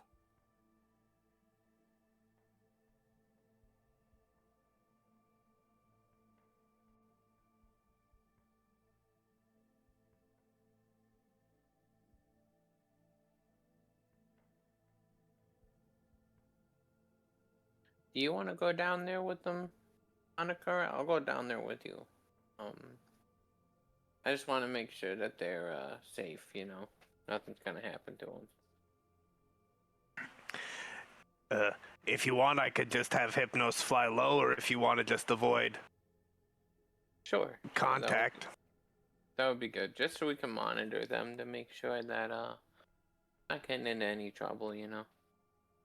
All right. We'll fly essentially 10 feet from the ground. Okay. Yeah, as soon as you come below the veil of the mist, you're able to make out them below talking to the previously described creature. And then I assume Valin casts her spell. It doesn't have a material component, does it? Small clay model of a ziggurat. Okay, yeah, you're good. Cool. So yeah, You like go ahead. do you like places her hand over her chest and like sit casting tongues onto herself. So you would that small clay model of a ziggurat, it doesn't consume it, so it's a reused item for you. It would be pretty much a pillar with carvings of your holy symbol, and you would be praying to that. Like you would be using that to activate the spell, essentially. Okay. So if you want to describe how it looks, it would be like whether or not you bought it or you have it because of your faith, you would more than likely have a small clay ziggurat. I guess somewhere along the line, Bolin grabbed a pretty good sized dead branch and kind of carved it carved the ziggurat out of it with the holy symbols onto it. It's clay. Clay, sorry. Yeah, Yeah. it's one that you would have molded. Yeah, so you could have Ooh. molded it like Play-Doh and then fired it in a fire, just thrown it into a fire, you know? Could it be like porcelain clay? I guess, because I think you had that spell early porcelain on. is clay. Yeah. Yeah, I did. Yeah, porcelain is a type of clay. It's just porcelain just refers to the sheen Yeah. of the burn. So you could have a shiny pearlescent clay. Yeah. I'm cool with that too, since it doesn't really affect anything, just for flavor reasons. Thank you, Rose.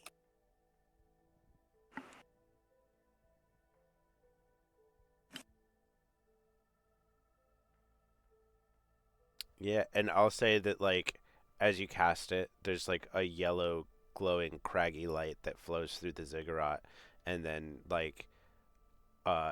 crackling outwards from Valin's mouth under her porcelain skin looks like this glowing yellow craggy light of Titan. As you are now able to speak and understand any language, I believe. Yes. All right. After casting that, Valen reiterate what she said once again to the stranger. Oh, hello. Who are you? Hello, my name is Valen. This is Isole, and these are my friends. And she like leaves it open for the rest to introduce themselves.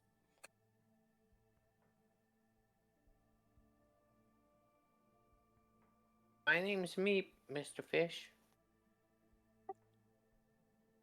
I'm Mika. I think that you guys would be communicating in Undin, so you'd have to like direct your party members to introduce themselves, which we'll say you did, but just for role playing purposes. Okay. So everybody's picturing the same You're thing. just like I figured just them saying their names would be, simple enough even if they don't themselves don't have, tongue. Yeah. Names are universal, so.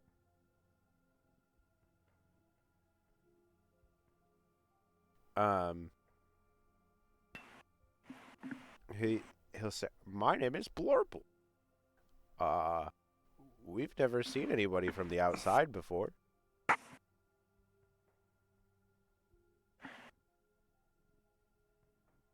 Unless you count the giant glowing worms.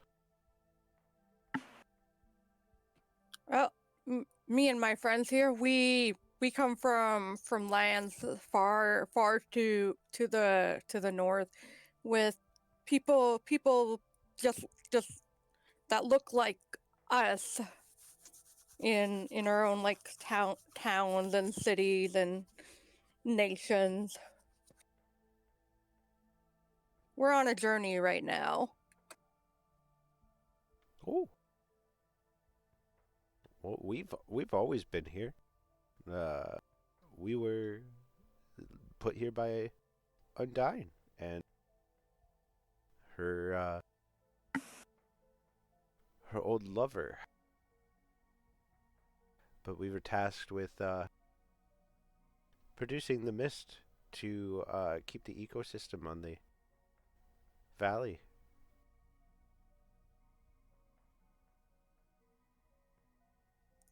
When was the last time you guys were in contact with Undying? It I don't know much, but it does look like looking around it has been a while, perhaps. Longer than any one of us here has been alive.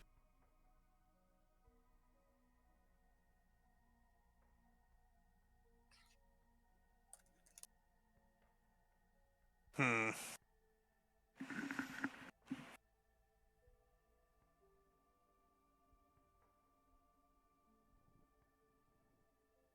And as Mika and or as Meep and Anakur are flying above, you can start to hear Valen having a conversation in another language with this creature, in a language that is sort of fishy.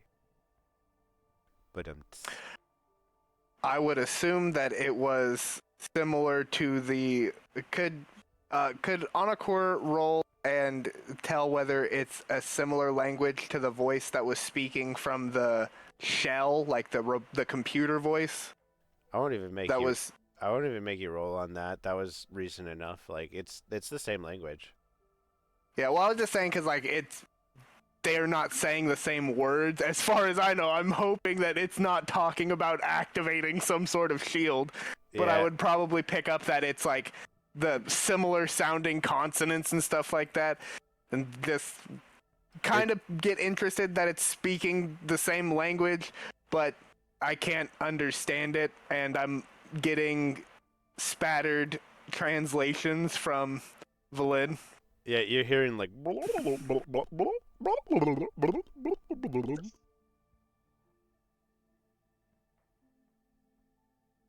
Uh, but yeah, Ironically, I probably didn't hear what its name was because yeah.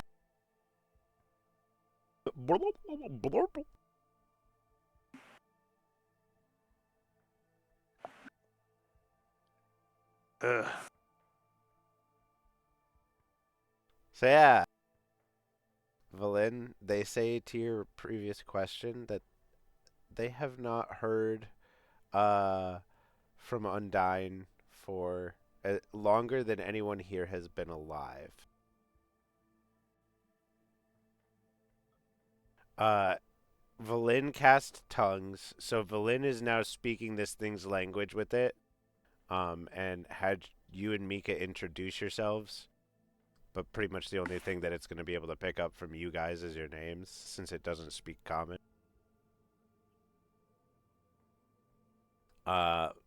Onakur, even from the sky, is able to pick up that this thing's speaking the same language that you all heard come from the tower, the turtle shell shrine, when Buddy went inside of the shell.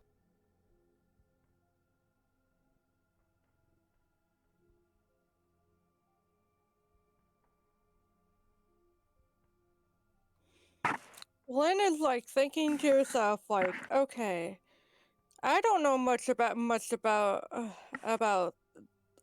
these people, but I don't know how much I should tell them of what Undying has become. I mean, out of character, not in because Anakura has no, I can't understand, but out of character, me as a person, I might maybe like to know that the god that I worship might be on the down slope right now. But then again, it might also cause turmoil, so it's up to you. No pressure.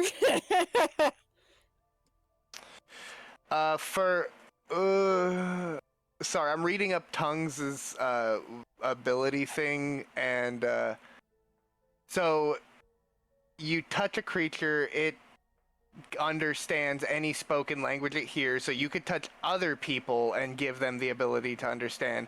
Moreover, whenever the target speaks, any creature that knows one language can hear and understand it. So we actually hear everything that Valin is saying, just nothing that the creature is saying. Okay.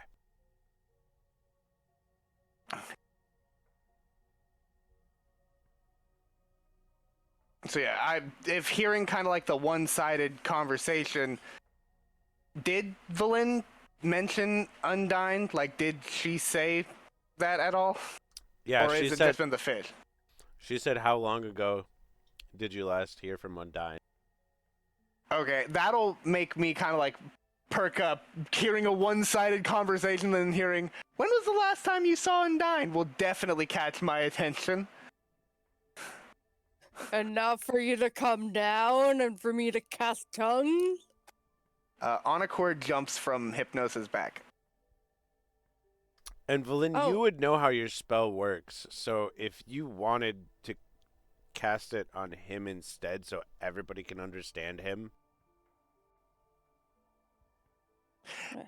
Yes. Should we go about that way, or should I just keep tongues on Valin? You ask questions and I ask them to Blarp.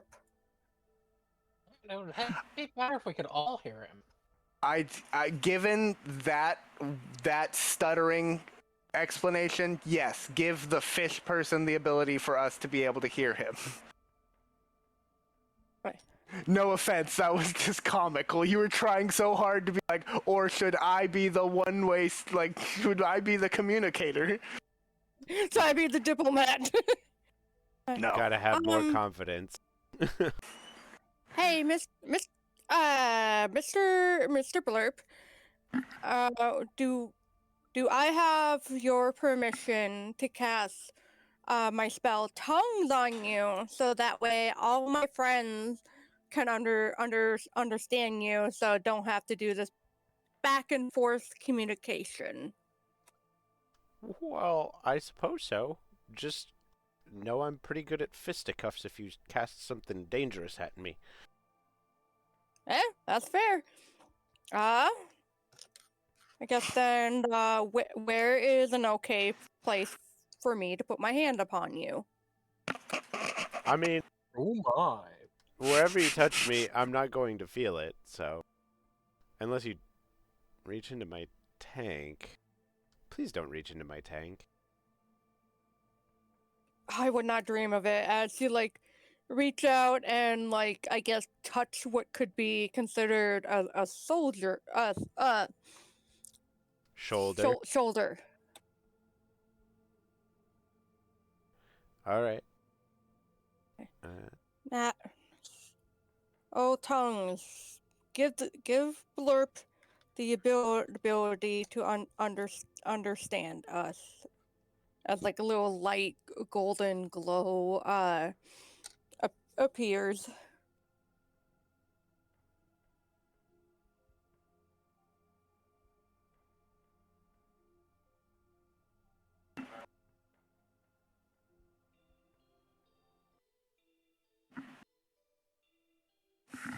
Well, hello everybody. My name's Blurple.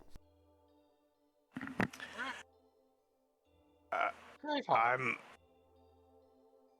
I'm on a core. My name's Meep. I'm Mika. As I told your friend, we've never had contact with outsiders.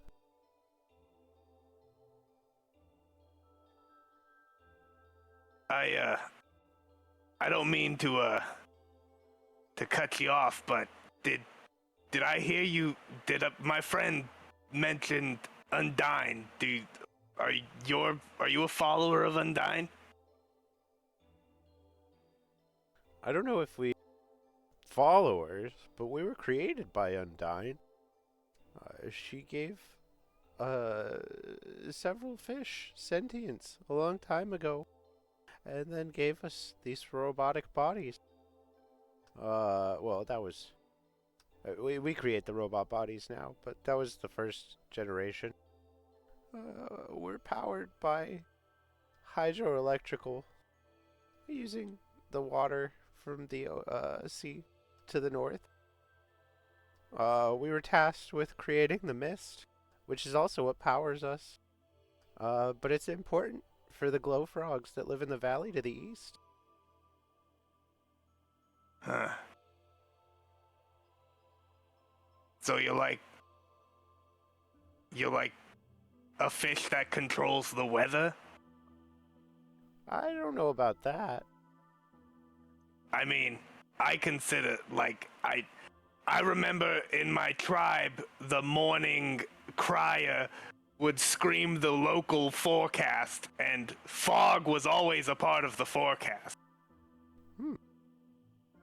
You know, growing up, my parents always called it a cloud machine.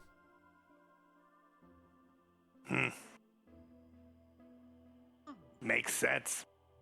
It works in a similar fashion, just lower. Sorry, I'm getting off track talking about cool cloud machines. So the last time you saw Undyne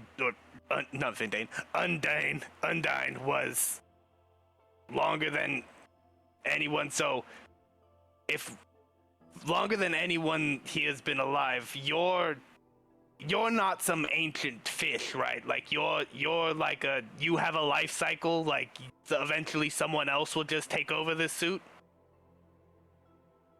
I mean, you flatter me. I'm in my 30s. Hey, you don't look a quill over 20.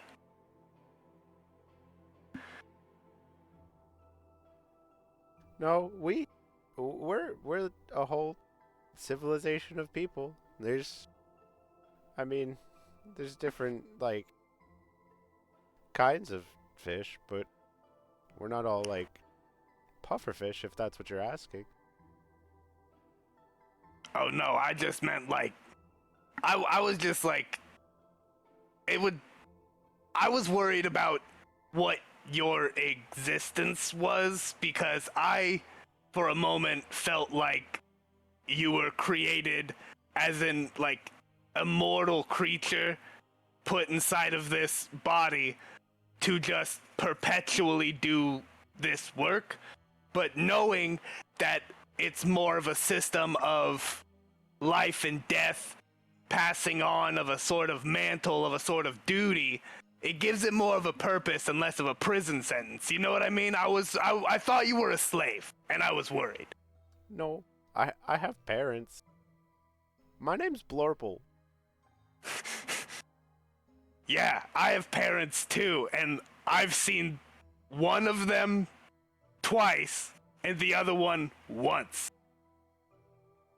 You wouldn't believe me if I told you who they were.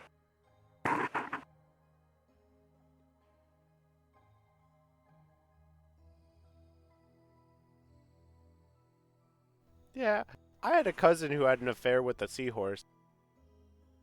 Crazy stuff happens sometimes.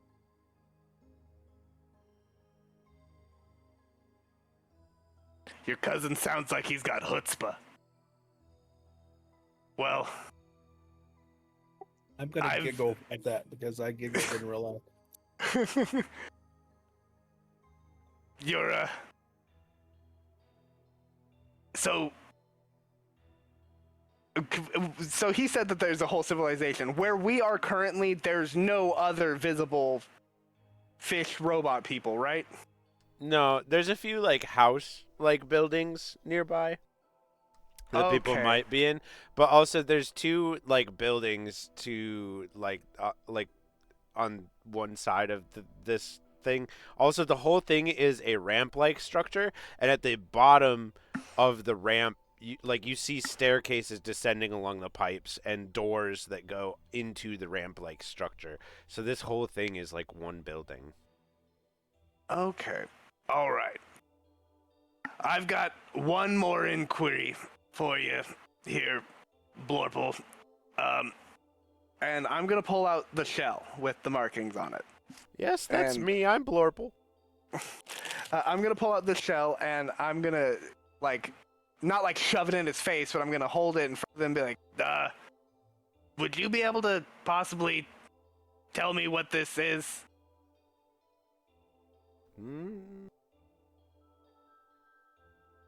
It looks like some sort of magic thing.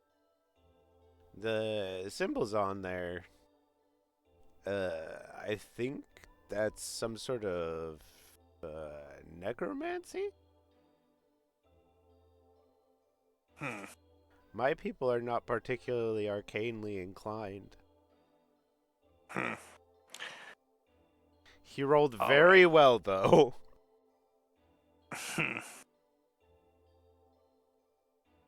Would your people aren't very arcanely inclined? This is me. I'm not saying this out loud. Not very arcanely inclined. It would be a really wild guess to try and see if he would be able to, if he knew anybody that might know more about it. Because I have one inkling in the back of my head, but it's a really wild inkling, and I want to just be like, hey, dude, is this type deal? I mean, Um, there's from the statement that he just made, you're probably gonna gather that there's like these people are like a technology based Yeah. civilization, not like magic. Like this is similar to Saren, but like whereas Saren is like technology fueled by magic, this is technology fueled by like physics, like the real world. Yeah. I thank you. I thought maybe with the connection with Undyne and everything recently, especially in my life, having really connections, I thought that may be something. It's nothing too important, but thank you. I had an inkling it might be magic, but hearing somebody else say it does kind of make me feel a little less stupid for carrying around a painted shell. I mean, if it's from Undyne, it's probably from some time after we've disconnected from her. Would you happen to have an effigy, a small effigy of some sort of Undyne?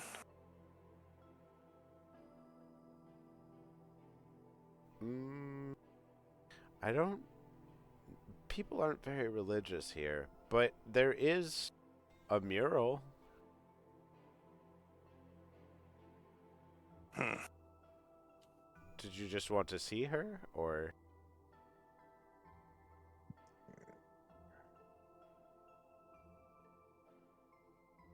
Uh, yeah.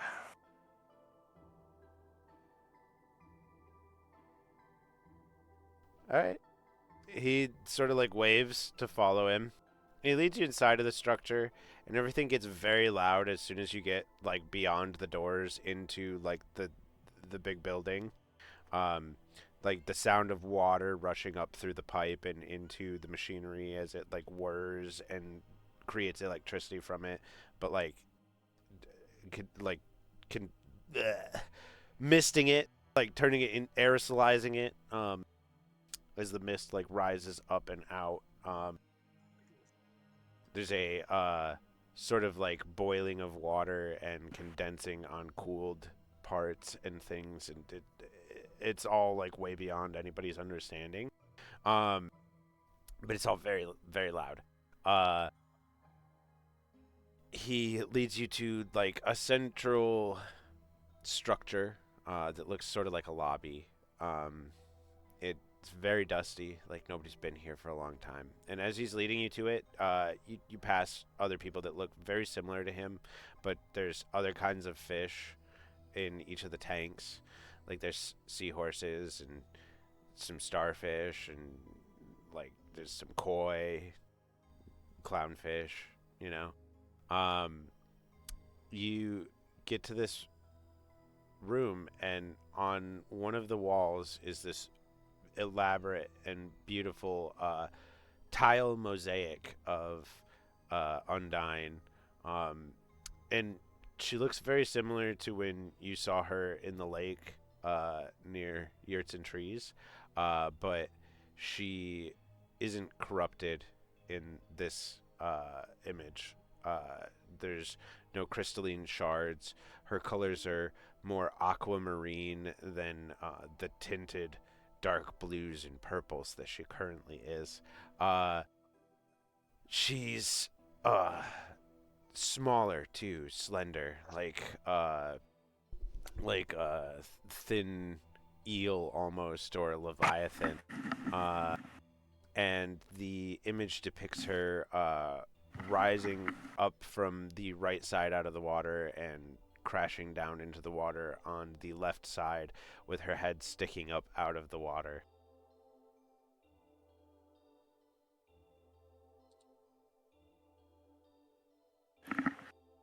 Honokur is gonna take a moment and like just examine the tapestry or the mosaic, and as he's standing there, he's going to like hold his hand out, and he's going to cast prestidigitation and create a small perfect mirror image of it just in within the palm of his hand, and he's gonna keep that little image alight pretty much for I think it's like he can keep it active for 10 minutes at a time, but he's going to have it, and he's just going to kind of have it floating in front of him, and he's gonna thank you for showing me this. It's a stark contrast to some of the stuff that we've seen and heard about her recently. You're welcome. I'm Blorple. Yes, you are. That fish memory is a bitch. Yeah. Let's get out of here before you introduce yourself again. No problem. I'm Blorple.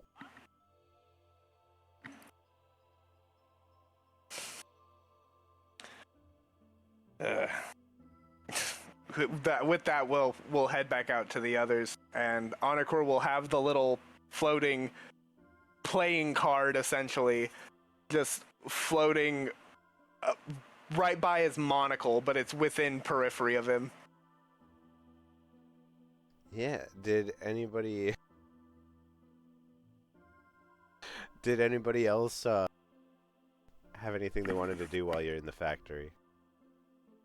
No. No, Meep is just still sitting on Hypnos, just trying to not be close to this. Nah.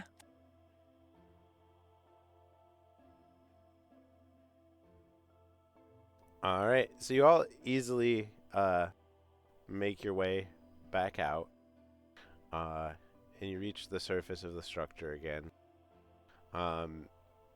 Underneath the veil of the mist, you're able to look and scan across the sea to the north from here, and you're able to make out another Fomorian skull nestled amongst the mountains to the northeast.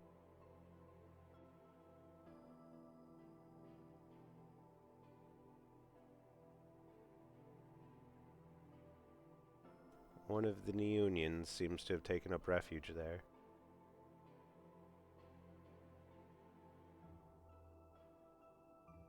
Yeah.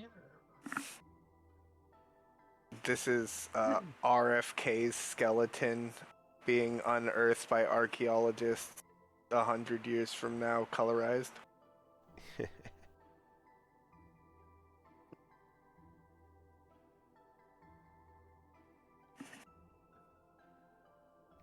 But yeah, also from here, you're able to make out the edge of the desert to your west. And all of the mist seems to float to the east from here. There's another sort of like crevice in the distance to the west. There's a breeze that sort of comes from there that seems to be blowing everything to the east.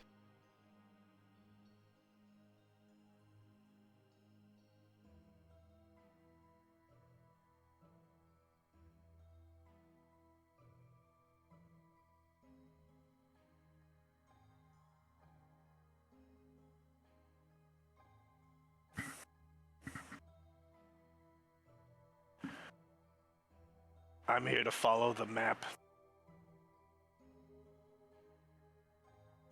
Oh, yeah, Onakor has to wave down for Hypnos to come down low enough so he can get back on Hypnos, because he did jump off of Hypnos to come down here.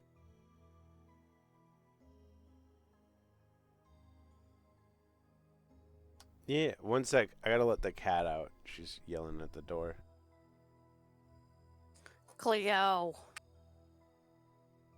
Little screamer. Revolt, Cleo, revolt. Oh my god, I honestly I was looking at the dates this month.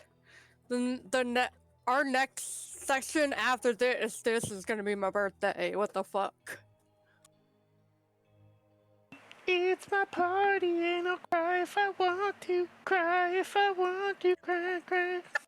All right, so I imagine that everybody meets back up in the air above Mistvale Primer. I assume everybody fills Meep in. And about that point, it is about 6:20 in the morning now.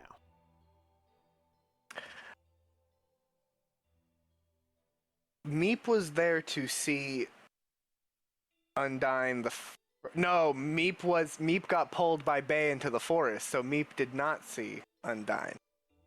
Nope. Okay. And the I mural... will still show him the little mural. Yeah, and the mural is the first time any of you have seen her not corrupted. Yeah, I'm not sure who all actually followed into the building. I'm pretty sure everyone who was on the ground probably followed into the building, but I will make a point to show Meep.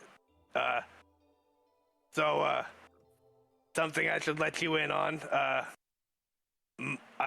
I'm pretty sure you are familiar with the fact that my parents are gods. Well, Yeah.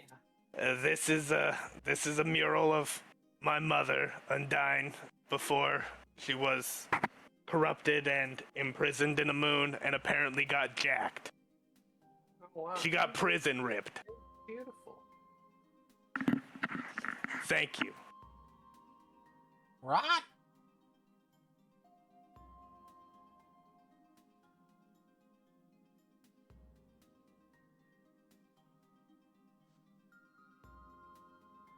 You squawked, Graveheart?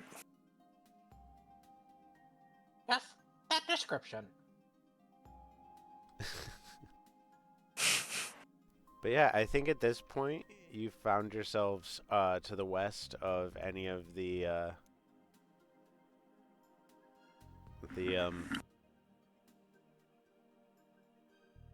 stuff that would have impeded your travels.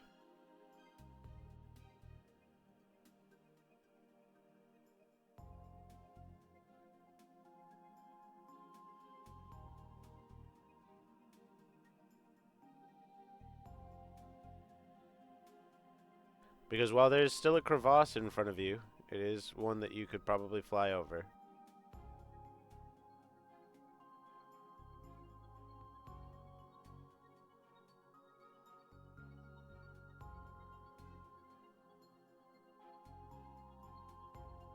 Right?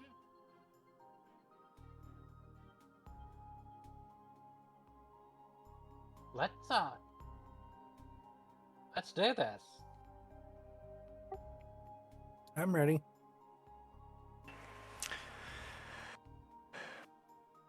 I'm in like jockey riding position on Hypnos.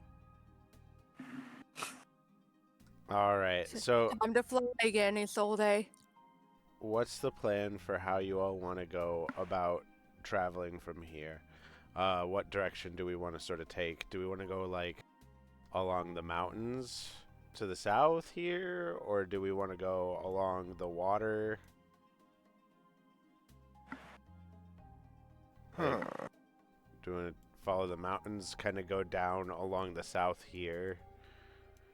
And then, you know, you can follow the edge of the water up and go along the outside of the desert and then maybe cross it towards the middle or something, but Yeah, I What think if we going fly- towards the middle to where like the sea is about, meets the land with the the thinnest gap to cross over. What if we cross the ravine where it's narrowest? all right. Sounds like the two of you have the same plan. So if everybody's in agreement on that, Yeah.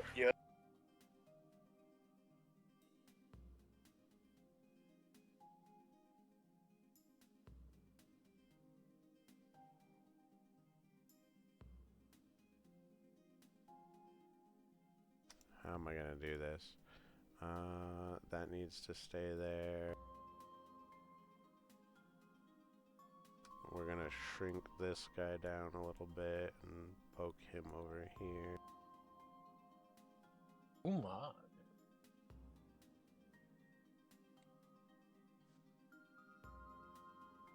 Alright, so you guys follow the edge of the desert and the sea, and I imagine about the time that you get to here, this is probably...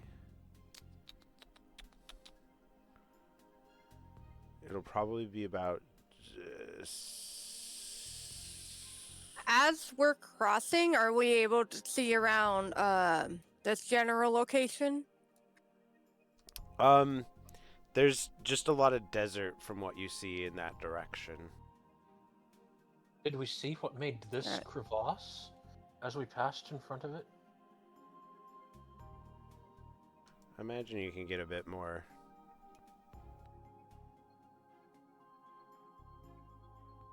Oh, it's just That- another crevasse. It comes from something to the south.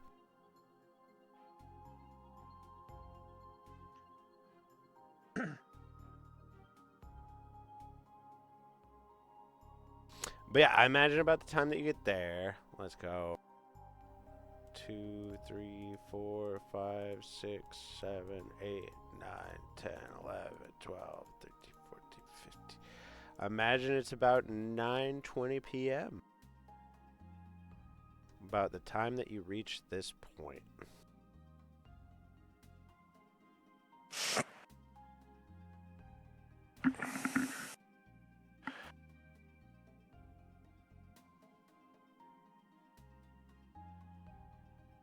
Well, I think that it's maybe we should land and I conjure us up a nice toasty bubble to sleep in for the night.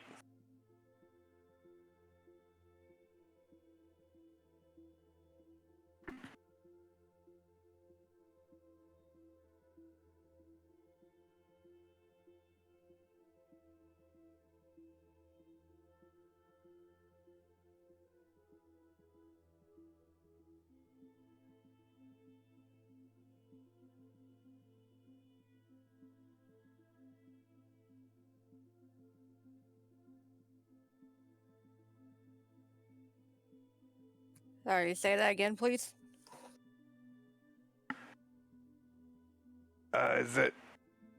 It's starting to get pretty late. Is it a time for us to land and for me to summon my hut so we can get some sleep? That sounds good with me. How empty is the area around us from in the air? So Onakur and Graveheart grew up in a desert. Their desert was dotted with a lot of like animals and plants, and the occasional shadow demon. You don't see anything alive. It looks flat. Yeah, I say we should be safe around here. Everyone cool for landing? Yeah, that's cool with me.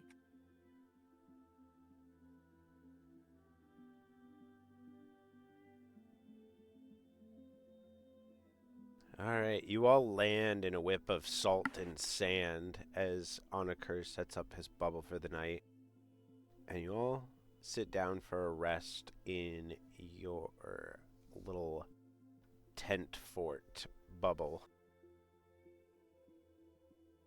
So 8 hours.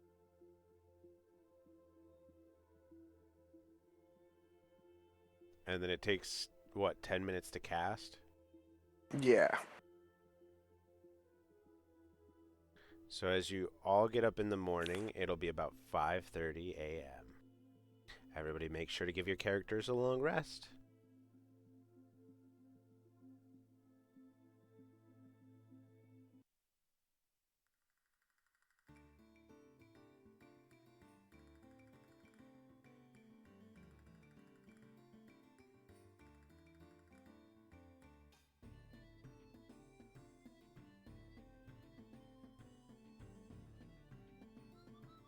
All right. As you awaken, thankfully a little bit later in the day than you did yesterday, the sun is a little bit higher in the sky along the northern edge, sort of coming over the treetops on the other side of the sea, and the mushrooms very far in the distance to the north. To the northeast, you see another building that seems to be in the same vein of design as the building that you saw producing the mist a little while back.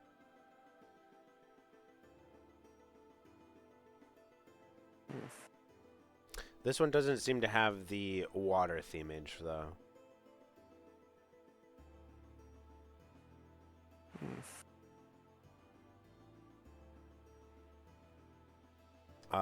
It is very far out of the way if you want to head towards it. If you want to start heading west from here, you imagine it would, with Onakur and Graveheart's knowledge of traversing deserts, you imagine it would probably be like 4 or 5 hours for you to get to this gap in the mountains over here if you wanted to travel through the forest to the rest of the way north. We also discussed my urchin skill being reworked instead of giving me knowledge of like city streets. I just have a better knowledge of the desert. Yeah, that's what I was taking into consideration. Okay. Alternatively, I imagine you could head to the northwest from here, and come out just to the south of the Butterfly Forest, and that might take you probably like 7 hours, 6, 7 hours, 6, 7. I hate it. I hate it. Yeah, I walked in that one. So Gonna walk into oncoming traffic. the less you travel in a desert during the day, the better.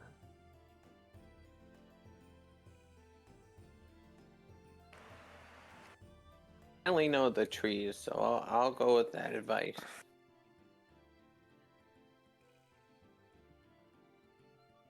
Well, it's early morning now, so if we get a start, we'll only have to deal with the hottest part of the desert for the shortest part of our journey.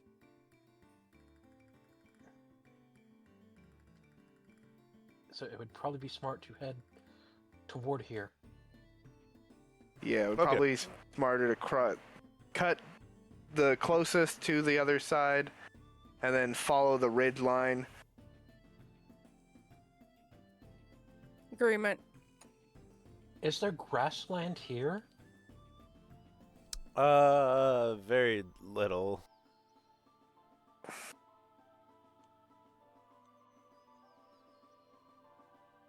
Eh, If you want to head along the east side of the base of the mountain, I mean, there's a little bit of grass, but like you're still gonna get like the reflection off the sand, because it's like a small strip. Is this the light? no, the light's up in the water up here. It's not water; it's snow. It's the last of the It's- snow left over from. What is snow if not frozen water? True, I All give you right. that. The big crystal here is called fluorescite. It absorbs and emits Reflect. light. No, absorbs and emits, so it glows in the dark. So the area surrounding that mountain, is cast into eternal twilight. Well, then it would probably be shorter than just to go. Yeah, that was great. I didn't draw anything. Go this. Why you don't you go messing with me? This way?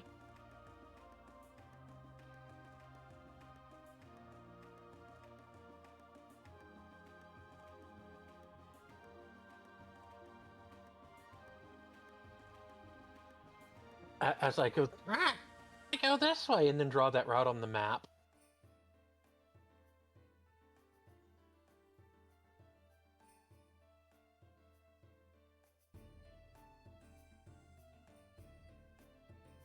What's everybody want to do?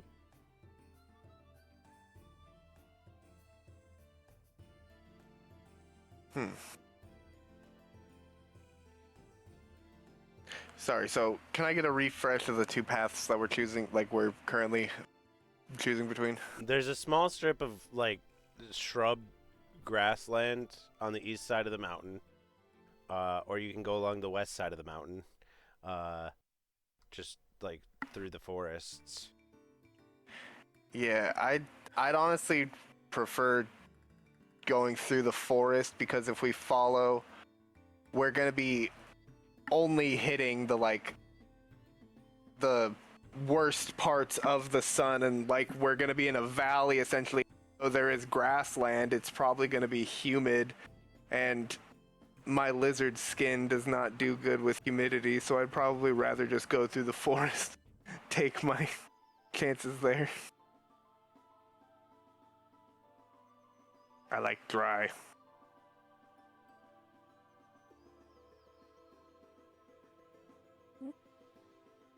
So, and I think it's safe Okay. to know what Meep wants. Yeah, definitely the forest. How many miles would you say it is across this Um, forest? Like, I would say that from here, that's not the one that I wanted.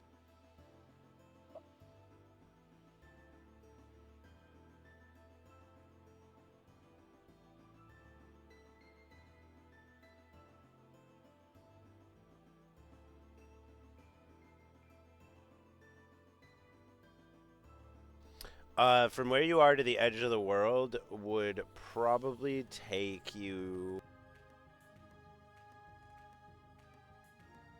another like 6 hours to get there. how many miles from here to like here, approximately? That alternatively would probably take you about 3 hours. I only have to know miles because of a spell. Well, if you consider that you all probably move at an average of about, what, 30 miles per hour? 30 miles per hour? What? Right? What? Wait, I think we're like I'm 3 overestimating. miles per hour. Wait, one sec. 3 So to Hutz's 5. yeah, I'm fucked up hard on that one. I don't know what I was on. Maybe fly speed? I don't know. We were zooming. Yeah, I know you're pretty fast, but I don't think you're that fast.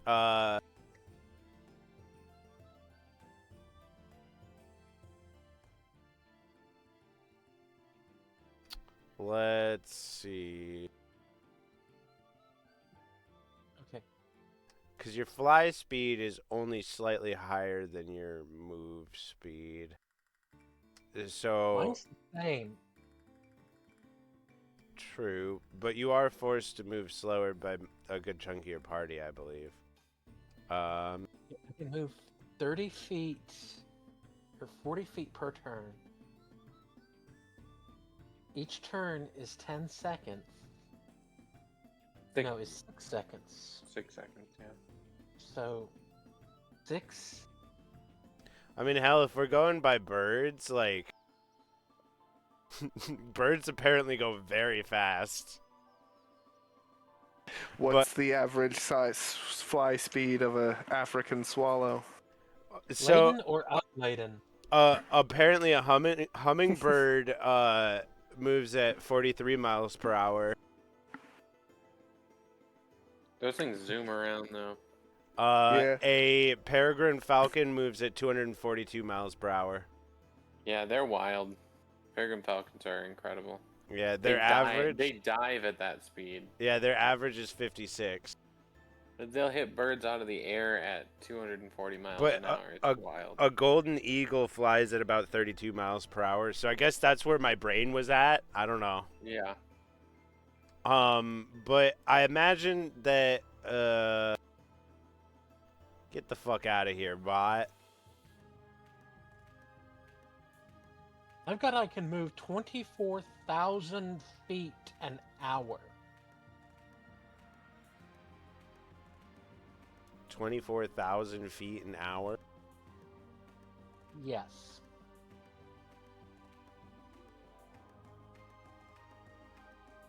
Oh my god, this is turning into too much math. Okay. Making it 4.5 miles an hour.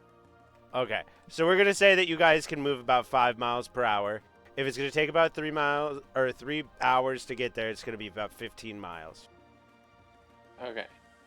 I was gonna say I could use commune with nature to get a layout of the land. If it would Yeah, help anybody. I mean, the rest of the party has been here before. Okay, I didn't know that. Does anybody want to fill him in on the area? I can even do the recap, and we can just say that one of you said it. There is a giant tree full of my people here. Oh, that's cool. Yes. In fact, I went towards the tree, which is probably visible. Yep. This is an area called the First Tree. It's the large stone bird underneath the roots of the tree is said to be the resting place of the goddess Scalth, the god of wind. and the creator of the bird folk. The bird folk originate from this tree, and there was a tribe of them that went to form on a Graveheart's tribe in the middle of the desert. That's cool. And I'm sure as you guys are as you come into the point where you can see the tree, there's bird folk flying all around the boughs up in the tree, and you can see there's all sorts of buildings up in the branches. And some of the branches are so large that they have patches of dirt with grass on them, and some of the houses up there have lawns. Oh wow. There's a Hey, well, valley since in you the guys- mountain that had some people in it that The Crest clan, they worship Titan, and they were informed through divine intervention of the coming of the party, and helped create a portal that got them to the north part of the world.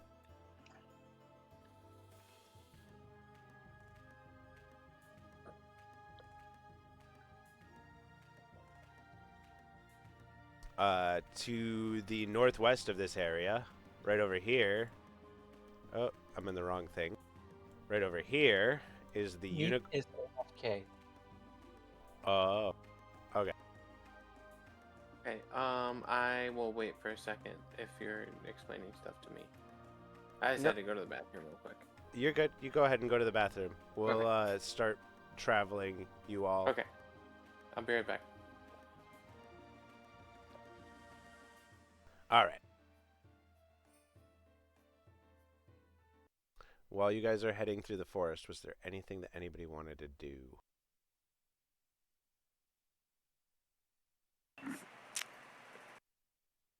This might be a little bit of a late retroactive thing, but when we were walking through the desert, did we see any cactuses? Was it a pretty barren desert? It was barren. So when you were in the middle of it, it was so flat and so sand that it was like looking at a reflective mirror almost. Dang, I was hoping to find some cactus fruits.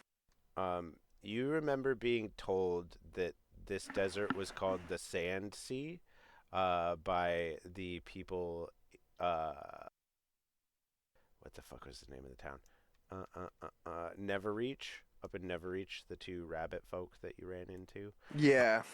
They told you that the desert here was called the Sand Sea, and as you're traveling over it, you imagine that that's because it looks flat like a body of water. Okay. Yeah, I was just hoping to see if I could get some cactus fruits. Anakor be missing a taste of home. And I don't think you were walking through it. I think that everybody was flying. Flying, over it. yeah. But I would have been from overhead, seeing if I would be able to look down. But I had a feeling that this was like a barren desert. I just wanted to be like, hey, is it possible? As we were flying over, I noticed some cactuses and.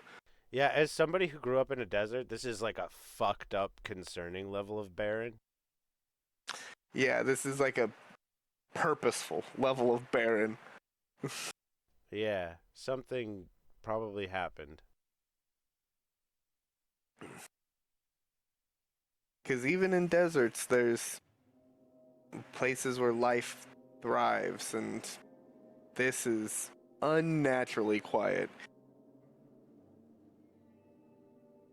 Prefer the sound of the demons over this.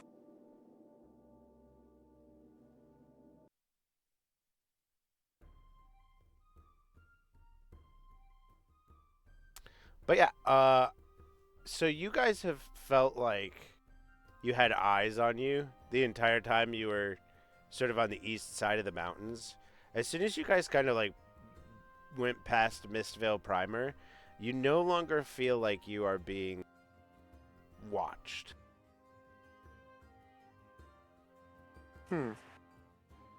Just so you know. You're all fairly perceptive people, so you were very well aware that somebody was peeping on you. Okay, I'm back. Welcome back. But now that you're this, like, as soon as you guys went past Mistvale Primer, especially after you got on the other side of that crevasse at the edge of the desert, yeah, you don't feel like anybody's watching you anymore like you did when you were back in the woods. You may finally be rid of the gnome, for now at least. I'm gonna fucking rip his head off. I swear to God.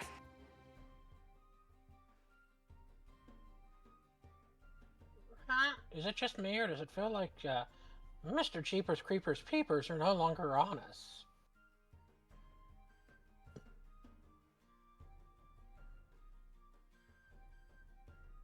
That's good. I really did not like that guy. But as I was going to explain before you took off, Meep, to the northwest of the first tree over here, and northwest, or more directly west of the Crest Clan, there's a small glade, which is where Valin met Isolde, her unicorn. It says Unicorn's Glade on the map there. There's also a keep by the anchor of the world. The keep has a bunch of those evil purple rocks in it that Anakur's been going around destroying. They I saw see. a bunch of caterpillar people carrying the purple rocks up the chain. The party is aware that this is the chain that attaches this floating island to a giant tower upon which there are 4 islands chained. The world that you all know is one of those 4 islands, known as Narth. So yeah, that's the anchor of the world. And then the butterfly forest is full of butterflies. There's giant flowers and butterfly people. Maybe not so much right now, though. They're kind of avoiding the party. But I mean, yeah. Valid. but yeah, so Why are they avoiding the party? So there's a desert. From we just came from a direction that, as far as they know, is just a desert, nothing there. And then we are a party comprised of a bird person, a angel, a dragonborn, a sentient raccoon, and a mouse folk. I wouldn't trust that as far as I could throw it. I'd be calling the police, but there are no police. I don't like hurting big But didn't we butterflies. just- I like grapes. Didn't we just come to the conclusion that nobody's watching us? Yeah, like we don't have Yeah, no, eyes on us. Gnome is Walking. watching us. No one's watching us, but these people just saw a random group of adventurers emerge from nowhere, essentially. oh no, nobody's avoiding you right now. But the caterpillar people and the butterfly people are avoiding the party because the party beat the shit out of them. But the party beat the shit out of them because they were helping the bad guys. Why do I have a targeting rectal on myself? Reticle? Oh, Reticle? A rectal? You have what now? Hey, yo. You have yourself targeted. How did I do that? Hover over yourself and then click T. There we. Yes. But yeah, so the people here are the Crest Clan. They are a group that follows Titan, like Valin, that helped the party before. The keep to the northwest is where the caterpillar and butterfly people were living, as well as the forest to the north of that. The Lepidopterans. And they were enslaved by the purple. Yes. They told the party that they were helping the sentient star crystals because they helped them free themselves from their hive mind.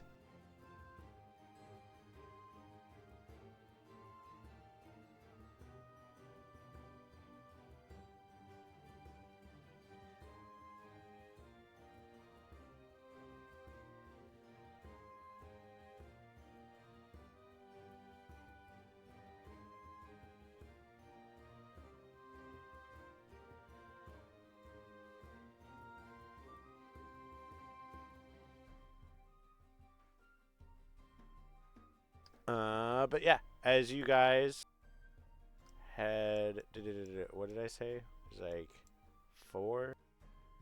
1, 2, 3, 4, and then another 3 to here. So it's about noon 30. By the time that you get to the west outskirts of the like out like the edge of the Crest Clan.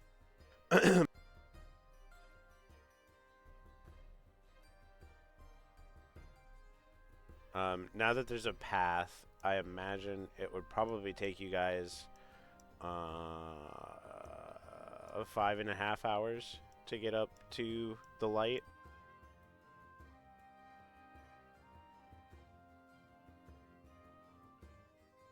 What if we just go as the crowfolk fly, blah blah. Yeah. It's like instead of having to like slow down and navigate and stuff, you'll be able to like directly fly along the path overhead. Uh, so by the time that you get to the ice, it will probably be about 6 p.m.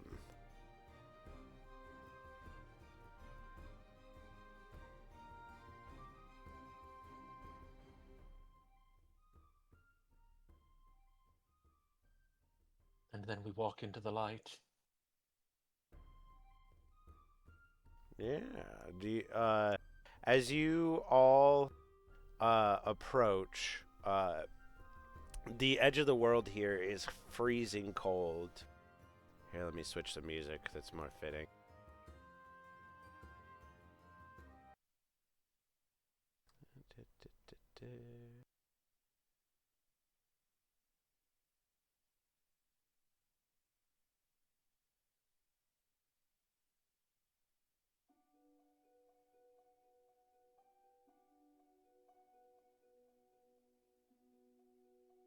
You all approach the edge of the world. Meep, you've never seen the edge of the world before. I imagine that it's a little unsettling to know that the terra firma beneath your feet sort of just ends. And you can look off of it and see down into space like you would normally look up into the night sky. Meep is not gonna do that. Um, He is not a big fan of the edge of the earth or the edge of the world. It's a pretty This unsettling sight, I'm not gonna lie. And as you fly past the anchor, you see this large metal chain that sways back and forth gently, that stretches up and out of sight into the darkness.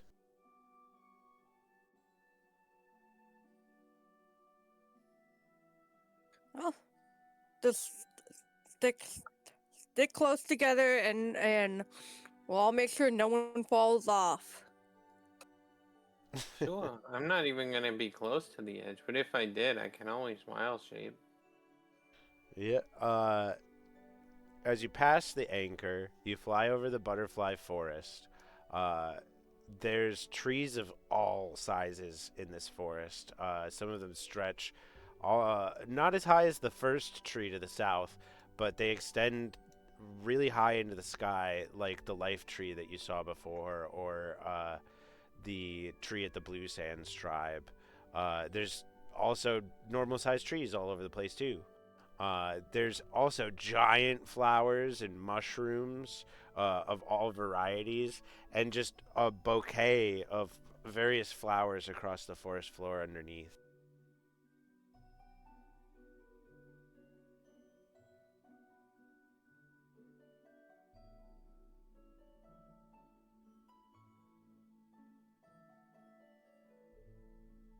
Um, Passing to the northwest over the butterfly forest, you approach this alcove in sort of a V shape of mountains.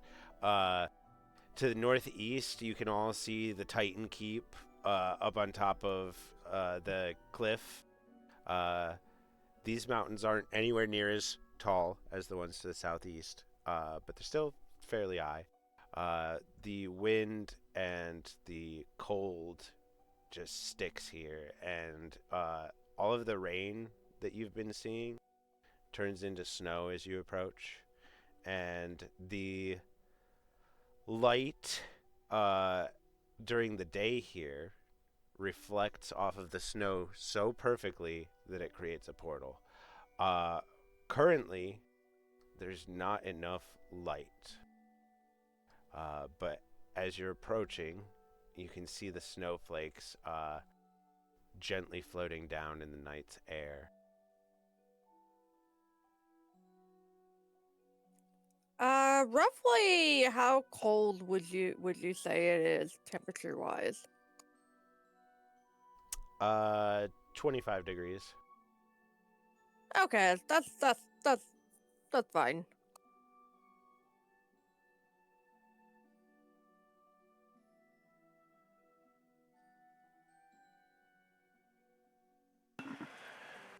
Huh.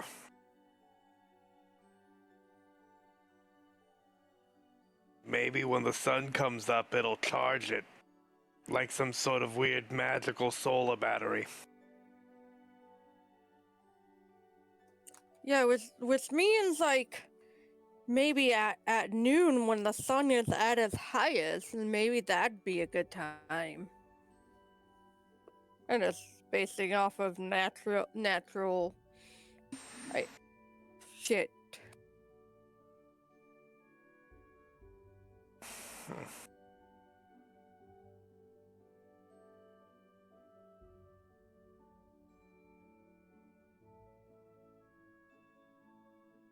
Well, we can either make a temporary camp, and then when it gets a little bit later, I can use my hut again, and that way we can sleep into a decent time, or we can explore the surrounding forest and forage for a little while, try and find something useful. I'm pretty sure our woodland critter friends wouldn't love to go foraging.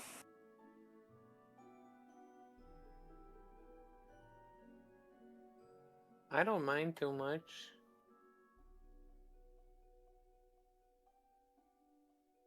Works for me.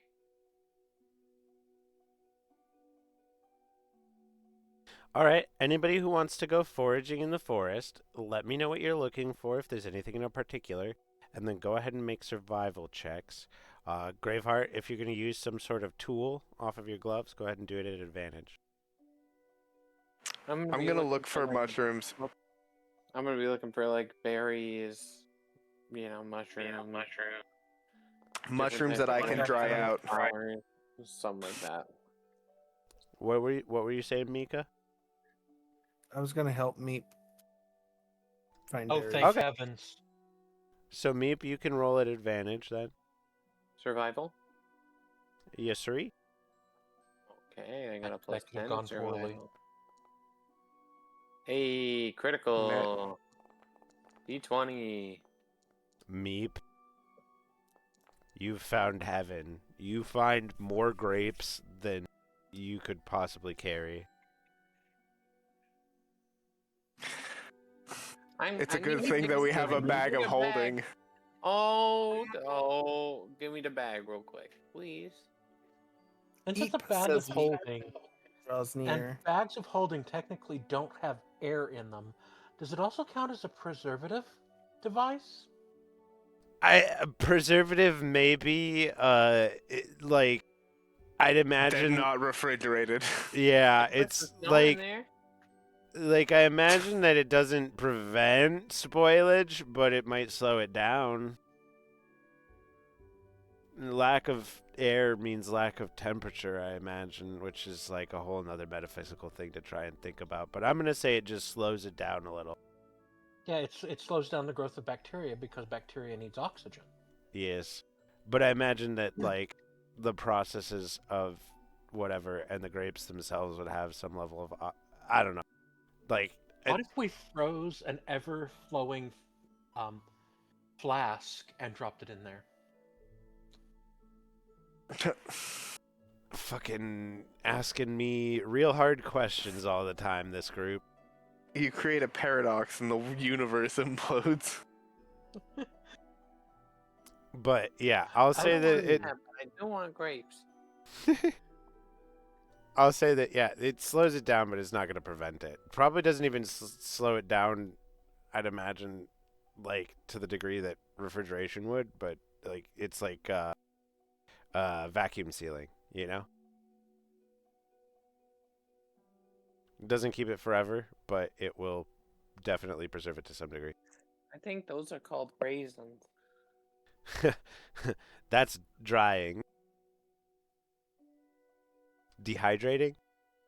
Dehydrating. Something like that.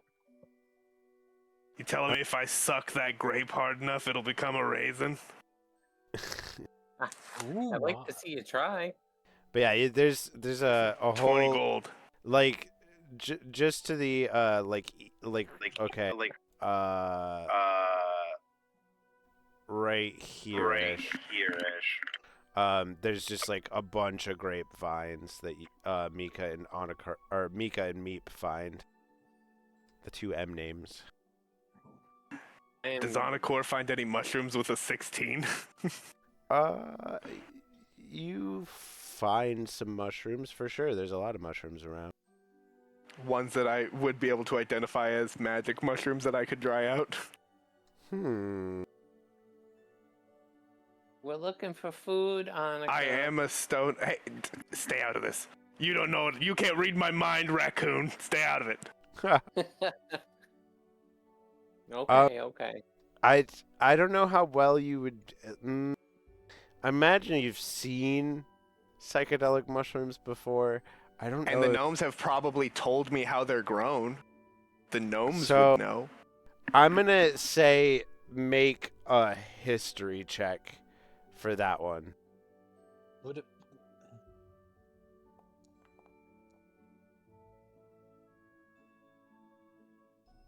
Yeah, you find some that are like they meet the descriptions of what would be a psychedelic mushroom. You identify what's clearly Amanita muscaria, but there's also some other psychedelic-looking mushrooms that are of varieties that you are unaware of, but still fit what you would like identify as psychedelic. I'm going to take the spore jar that I am sure is just a dry jar of nothing at this point that I've had in my inventory for a while. I'm going to real quickly empty out all of the spores, at least as far as I know. I'm going to empty out all the spores, and then I'm going to take a variety. I'll say the jar is like a half-ounce jar, so I'll get like 3 in a third, like I'll get 3 varieties of mushrooms. The spores or the mushrooms themselves? The mushrooms themselves. I had a spore jar that I'm emptying because it was a while ago we had found these mold spores, and I had put them in a jar, and I'm taking that jar, emptying the now dead and dried mold spores, and putting in the mushrooms. Okay, writing down a note to make you make 2 Constitution saves. Awesome. There is such a thing as psychedelic honey. Yeah. People hang off of cliffs to get it. So yeah. Volin, were you looking for anything?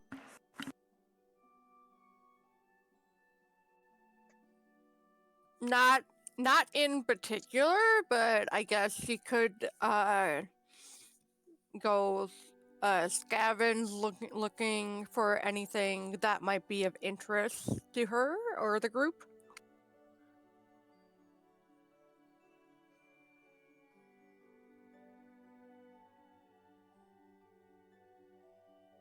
Okay.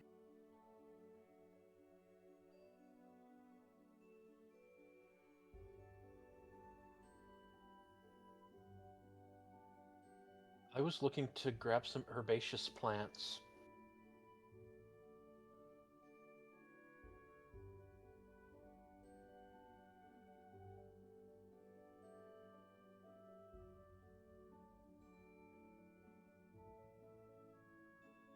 Uh, okay. Graveheart, I'm sure you're able to find some herbs as you're looking around. Anything fairly common that you could find as a wild herb, you're able to hunt down fairly easily. Valin, did you make a survival check at all? Now I will. Normal? Yeah.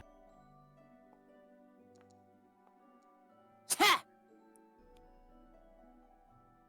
Yeah, you're distracted by snow. She like just collapsed on the ground and starts making snow angels.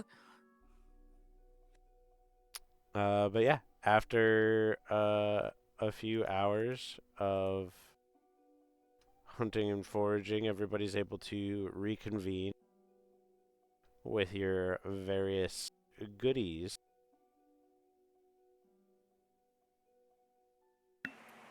Meep is carrying like 4 pounds of grapes, just like popping them in his mouth. Anakor is looking at his new multicolored jar of mushrooms.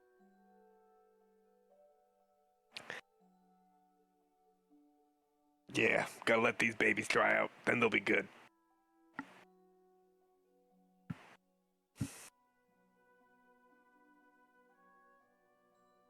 But yeah, it's about 9 p.m. when you reconvene.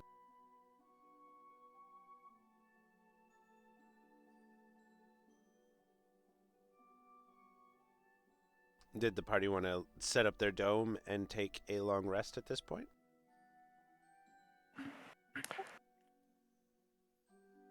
Yeah. Sure. I'm gonna try to make a like grape pie,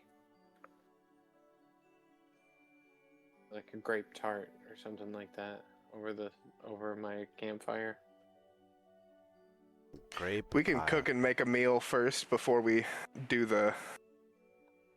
I'm sure you could like mull the grapes, you throw them in some boiling water, and make like essentially like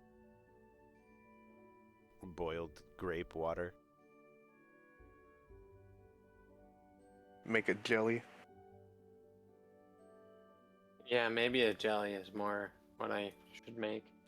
I have tailbones that if we had a mortar and pestle, we could grind it down to make jello. Isn't there a spell for that? Turn my gloves into a mortal and pestle? Oh yeah. Mortar and pestle? Oh, damn. Yeah, I have tailbones. You have your magic to make There we go. bone powder, make grape juice, mix it with the fine bone dust, and make a jello out of it. Yeah, you guys can make Jello. You would want some of the... Oh, okay, if we're making a jelly, we would want some of the fruit. Not just the juice. You definitely have a lot of the Enough fruit. of both. And then we can boil and seal the jars and chuck them in the bag, and they'll be good for nearly ever. Okay, so I'd assume it would be, if we're gonna do any sort of checks for this, it would probably be a multi check, and the first check would have to be Graveheart's ability to grind a mortar and pestle. I don't think that Bone. I don't think that I'm gonna make somebody like you've got enough Grind a time. bone. Yeah, like I think you can do that. I think given enough All right. time, you know, that's you can hard force a nat 20 on that one easily. And it's not something like, oh, I fucked up grinding the bone. You're breaking something down. There's no way to really fuck it up, you know. Yeah. You could always break the molcajete. Yeah, well, you have magical grinding tools, so they don't break. So there's really, really, really no way to fuck it up. Unless you somehow cast Dispel Magic on accident. Stick a finger into my hand. You want to roll Grind- 5 nat 1s in a roll? It could happen. Yeah. But yeah, so you're able to grind the bones down, no problem. For making it though, making it into, oh yeah, I guess you could spill it.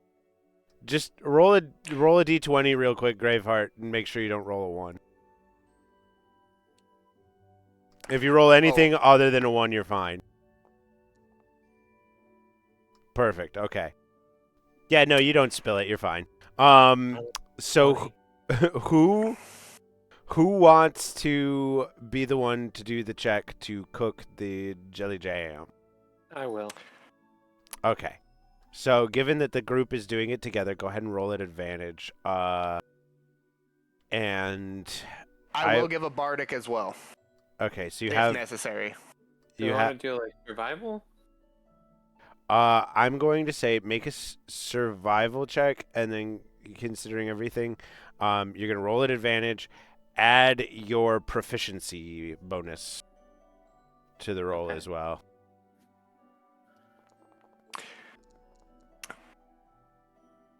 Yeah, Nice. that's 29, and I didn't add my proficiency bonus. I'm not sure where that is. on You here. yeah, like you are 5-star chefing this bitch up, like like between Graveheart's like magical otherworldly tools and like your ability to know the way around a grape, you make the perfect jelly jam. Meep makes an accurate representation of a gelatinous cube monster, but edible. Here you go. I like the shape. That looks so good. I will also, Rose, I will use prestidigitation to actually clean the jar, by the way. with the mushrooms. Okay. I'm Okay. not going to play around with wars in that. Erasing the note to make you roll 2 Constitution saving throws. So does somebody have empty containers to store jelly jam in? Let me see. I technically have a empty potion bottle from a supreme healing potion, but that's not I don't know if that's going to be great for. I mean, we could I could just jam it in through the hole and just drink. You jelly it in there. Potion of grape jelly. Oh, yep, I'll do that. I'll have a potion of grape jelly. That's incredible. I love it. Lord. I'm gonna rename that because in my inventory I just have potion of supreme healing quantity 0 because I used it. So I'm just gonna change the name of that item to potion of grape jelly, and put 1. All right. Does anybody else have a container to put any of it in? I have like 1 empty potion of healing jar as well, or well, You vial. may also take a potion of grape jelly. I have a herb pouch as well. I don't know if herb pouch contain grape jelly. Oh no, it wouldn't be able to hold it. But I imagine that everybody enjoys a nice meal. A potion of grape jelly. Pour one of your healing potions out just to put jelly in. We could make grape dumplings. Well, I imagine that Have everybody. a pound of flour. I imagine Pour me a grape. I imagine that everybody takes their rations that they have on them, and like like that's like a hardtack or something. I imagine that spreading some grape jelly on that makes that go down real easy. Yes. Oh, that's delicious. But Trying to. I remembered. anybody Oh, who I had have an empty jar. I have a second empty jar that I had for weed. So it's a 1 ounce jar that I can use prestidigitation to clean out all of the bud dust and then give it to Meep so he could have the jar. Thank you.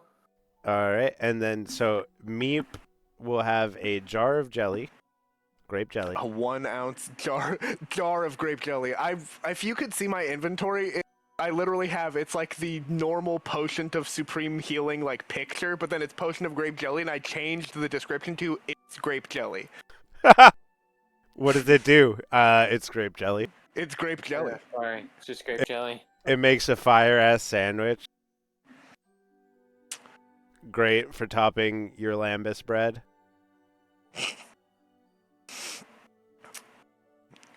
I'm assuming the crab has gone bad by now.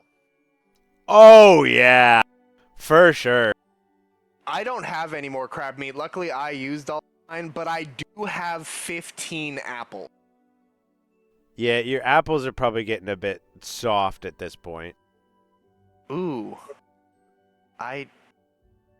Man, I wish I had a bigger receptacle. I would ferment them. Or like could like boil them in a pot and make like a like maybe applesauce or like an apple juice. I'll make an apple cider for tonight. I'll use like a decent amount of. I'll use 7 apples to make a ripe apple cider because they will definitely be ripe. All right. What were you gonna say, Graveheart? Could I find something that has yeast on it?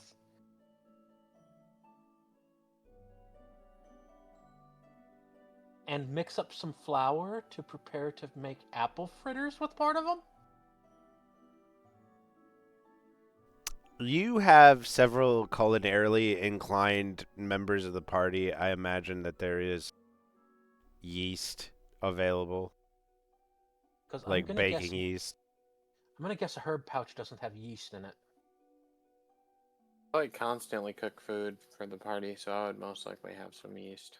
So I pull out the bag of flour from my bag of holding and just plop a pound of flour in the middle of the group.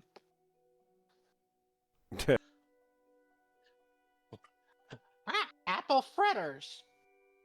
Yeah, I mean, if you want to prep that, that'll be another survival check at advantage. Add your proficiency.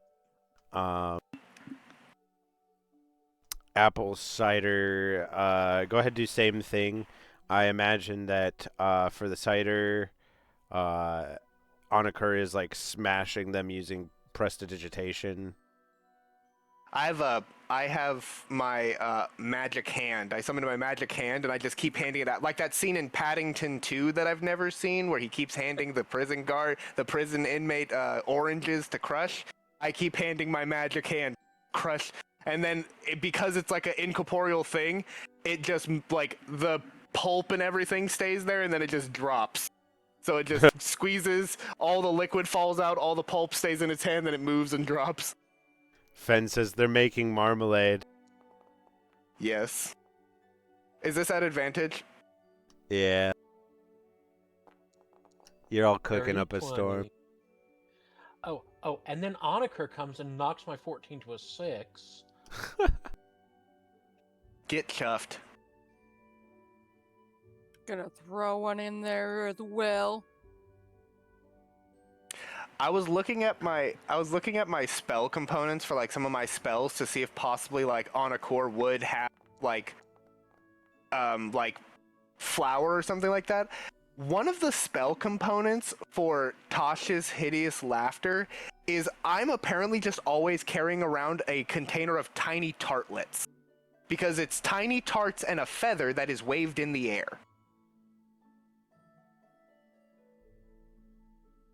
These are my Are they- display tarts for tart purposes.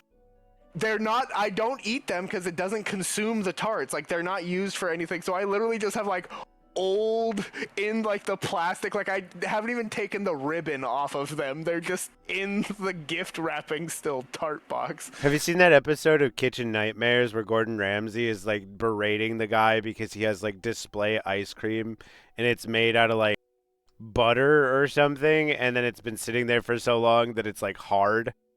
Yeah. That's what I'm picturing. Yep. These are my Inedible tarts. these are my display tarts for tart purposes. Yeah. These are my display tarts so I can make people laugh. You want to try it out?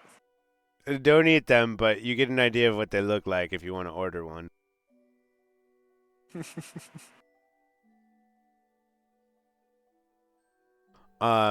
So yeah, the group has their jelly, a cider made from onakur,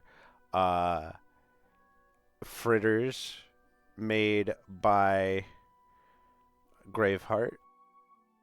I'm assuming they're like little pocket apple pies, like the like calzone style apple pies. I was going for an apple fritter.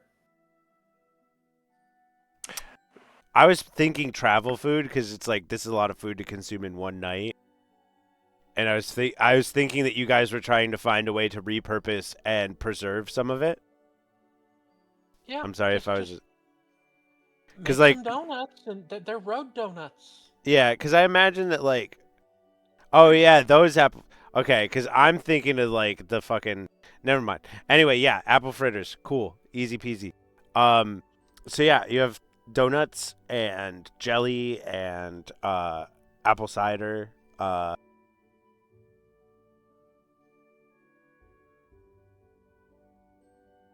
What was Valin making? Valin was just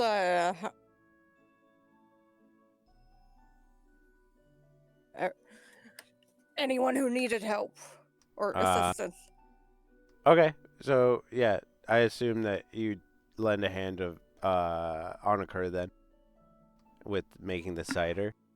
You know, I was gonna call myself out, but hearing someone else calls me out for it hurts a little bit. Just a little Sorry, bit. you It's did okay. have the lowest roll, to be I fair. know. You brother.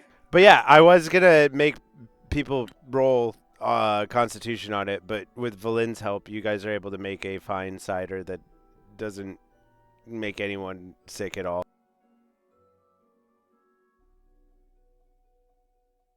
Reach into my herb pouch and grab some mulling spices. Fen used the lizard emote. Oh yeah. So yeah, you guys have a very nice, very sweet meal at the edge of this cold terrain. I imagine.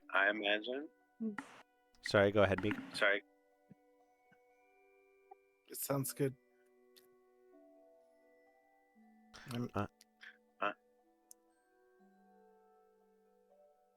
After you all prepare your foods, it's probably about 10 p.m. I imagine you all want to lay down for a long rest. And when you all rise in the morning after another long rest, since nobody used anything, don't worry about doing whatever. But yeah, 8 hours later, you all wake up and the sunlight begins to cast off of the light, and you see the portal beginning to form in front of you. It's not strong enough to walk through, but you have a few more hours of waiting, you assume, before you're able to step through. As we get to that point, I think that's a good place to sort of call the session for tonight. We can do a bit more roleplay if anybody wants, but other than that, I think that's a good spot. Sounds like good. Sounds good That's to with me. me.